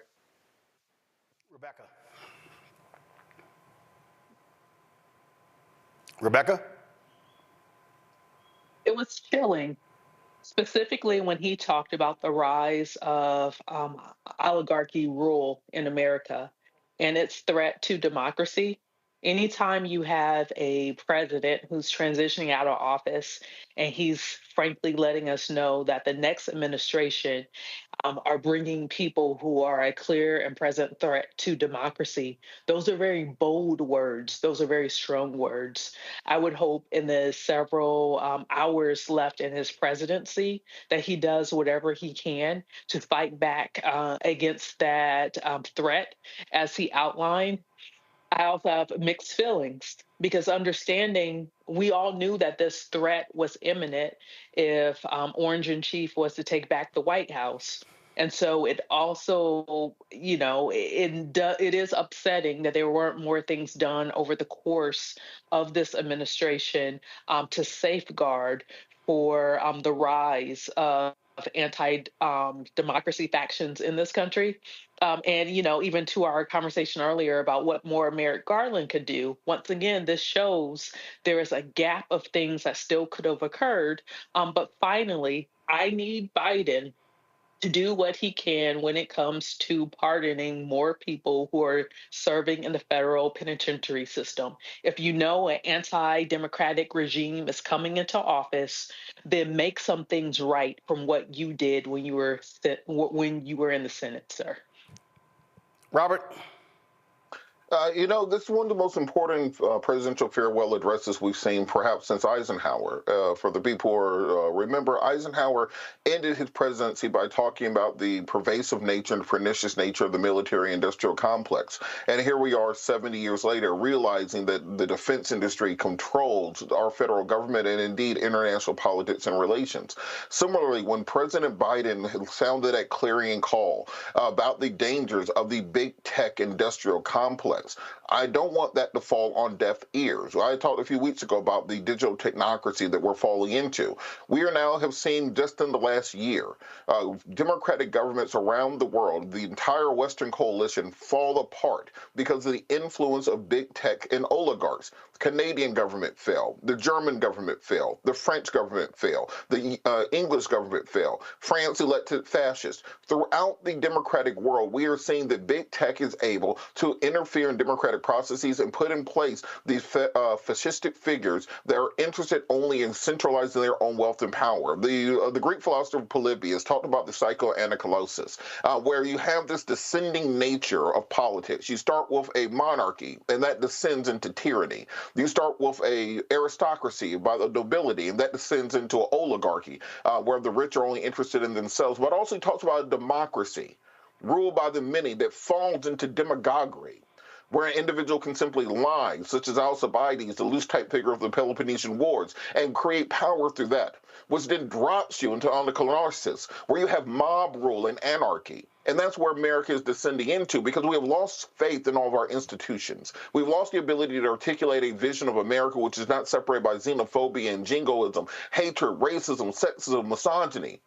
We are now descending into an America which is controlled by the apps, controlled by the algorithms. And by putting these people in charge, we risk the entire constitutional republic of America, but also the rules-based order of the Western world. So President Biden, in that short address, laid out an agenda for democracy for the next 50 years, similar to what we saw with Eisenhower and even the Washington farewell address before him, where he talked about European power staying out of the hegemonic sphere of influence of the United States, allowing us to prosper into the nation we are today. And I think we will do well to take heed of the call he gave us and fight back against the tech billionaires. I say go to my iPad. I think this probably, for me, is the most important thing that we heard. When President Biden said Americans are being buried under an avalanche of misinformation and disinformation, enabling the abuse of power. The truth is smothered by lies told for power and for profit. We must hold the social platforms accountable. In his speech, he also talked about the state of media. He talked about media jobs going away, editors losing their jobs, and those things.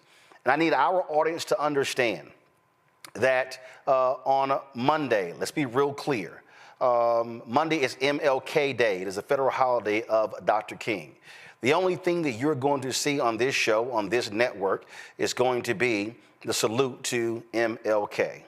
What you will not see is a salute to an insurrectionist. What you're not going to see is anything dealing with a twice impeached, criminally convicted felon, liar, misogynist, sexist, racist. On Monday, we're going to be in Memphis with Reverend Dr. William Barber for this event, broadcasting all day, doing our show from Memphis that night. For such as a time as this, Justice Rising, a moral call to action in America's defining moment. We're going to be at First Unitarian Church. We're going to be broadcasting from there, the show on Monday. But I also need everyone watching to understand this. And I want you to understand this very clearly and hear every single word coming out of my mouth. And that is, you are not going to see a capitulation from this show and from this network to that thug who is going to be occupying the building 2 blocks from this studio.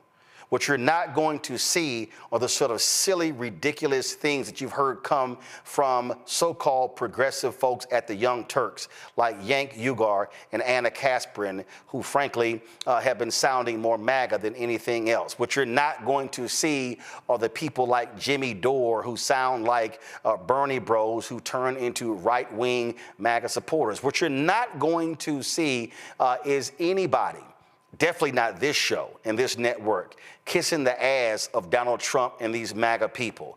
We know that they are awful for black people. We know that they are awful for righteous Americans. And the problem that we have right now is that we have too many journalists, especially mainstream white media.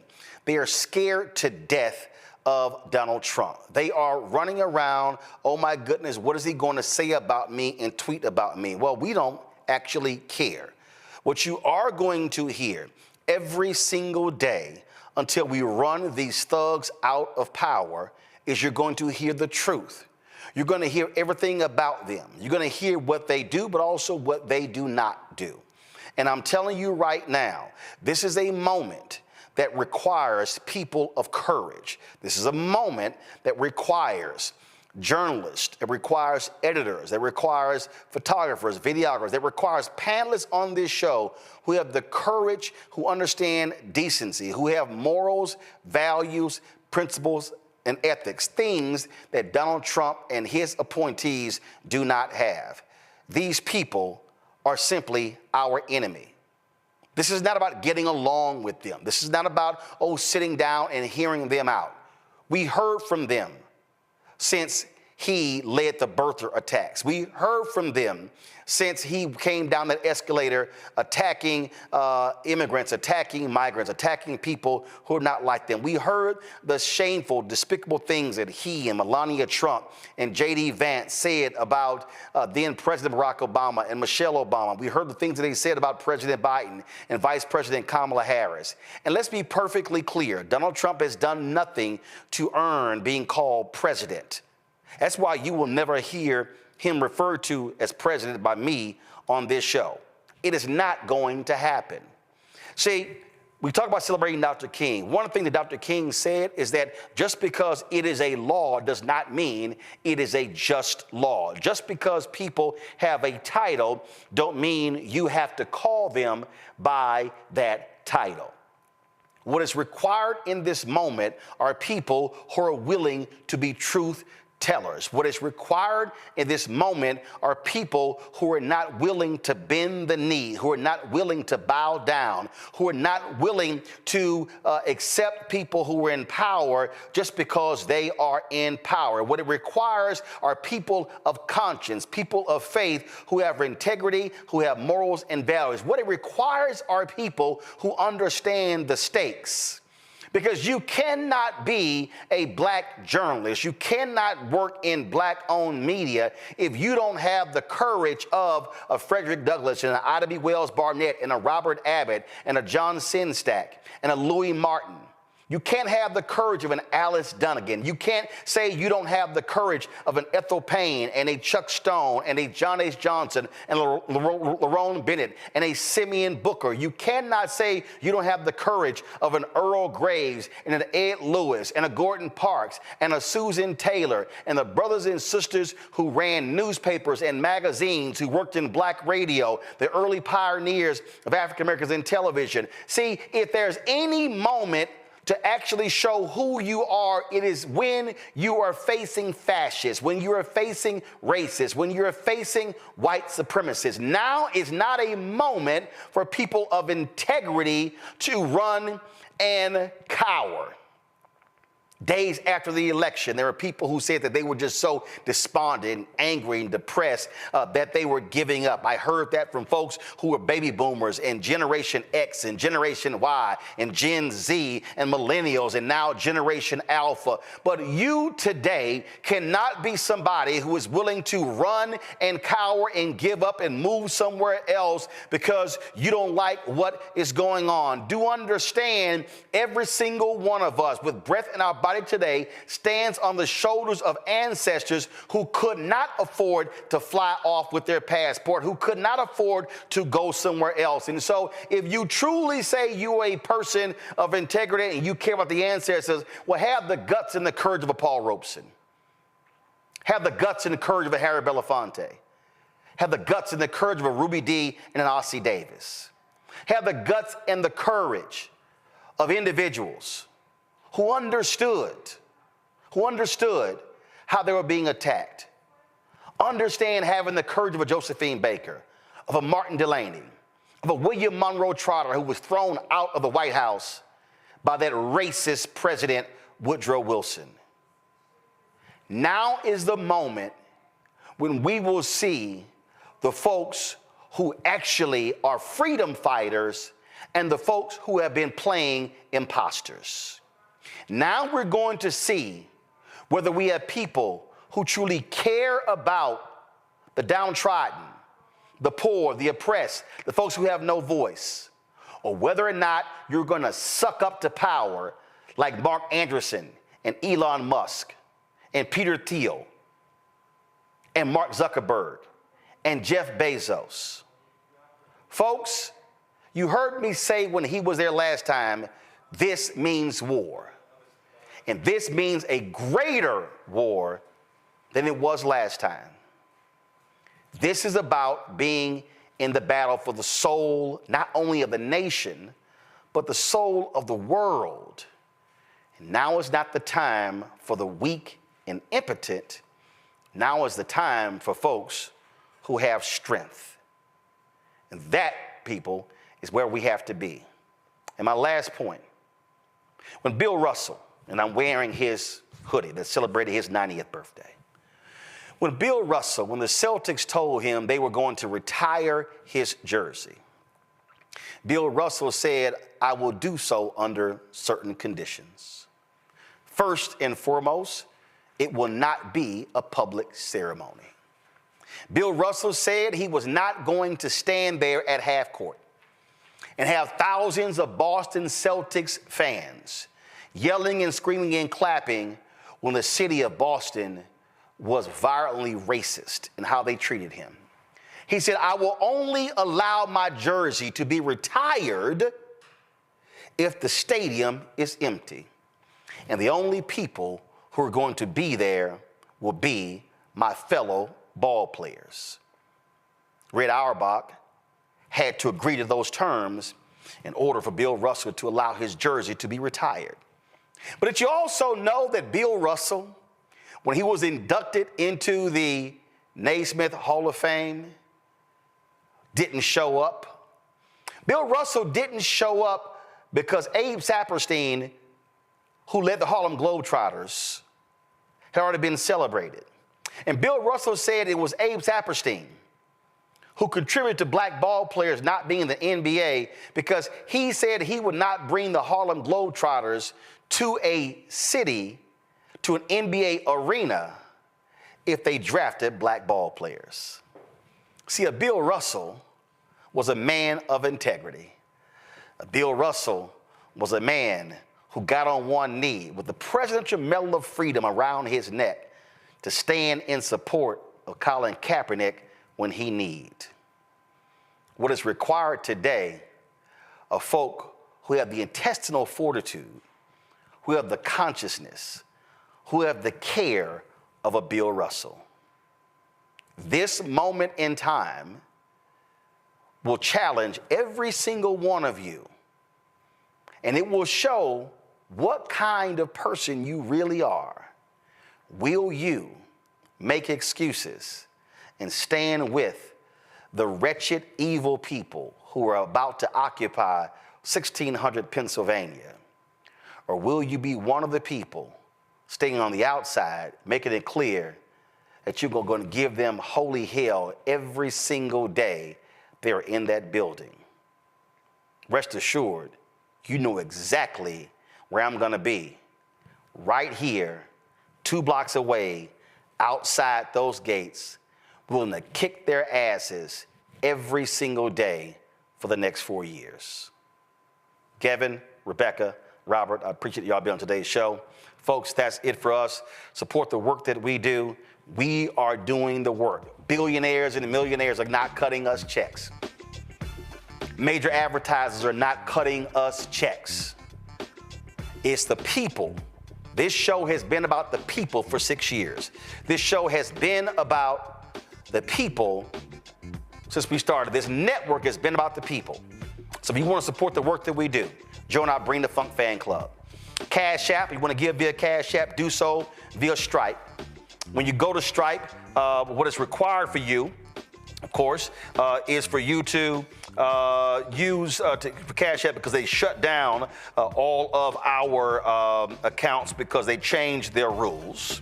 So to give via Cash App, use the Stripe app. The QR code you see on the screen. If you're listening to this podcast, this digital show, then you can go to blackstarnetwork.com to see the QR code. If you want to give via PayPal, you can go to paypal.me/rmartinunfiltered. If you want to contribute via Venmo, it's venmo.com/RMunfiltered. Zelle, Roland@RolandSMartin.com, Roland@RolandMartinUnfiltered.com. Download the Black Star Network app, Apple phone, Android phone, Apple TV, Android TV, Roku, Amazon Fire TV, Xbox One, Samsung Smart TV. Be sure to get my book, White Fear, How the Browning of America is Making White Folks Lose Their Minds, available at bookstores nationwide. You can also get it Barnes & Noble, Amazon. You can also get it Target, and you can get the audio version that I read on Audible. Folks, be sure to get your Roland Martin Unfiltered swag. Of course, our shirts, hashtag We Tried to Tell You, FAFO 2025, Project Survive 2025. Don't blame me, I voted for the black woman. You can get that as Roland Martin Unfiltered or as the Black Star Network by going to rolandmartin.creator-spring.com or going to the blackstarnetwork.com as well. Folks, that's it. I'll see y'all tomorrow right here on the Black Star Network. Unfiltered, 100% black owned, and absolutely unafraid to tell the truth. Holla! Black Star Network is here. Oh, no punch! I'm real revolutionary right now. Thank you for being the voice of Black America. All momentum we have now, we have to keep this going. The video looks phenomenal. See, there's a difference between Black Star Network and black-owned media and something like CNN. You can't be black-owned media and be scared. It's time to be smart. Bring your eyeballs home. You dig?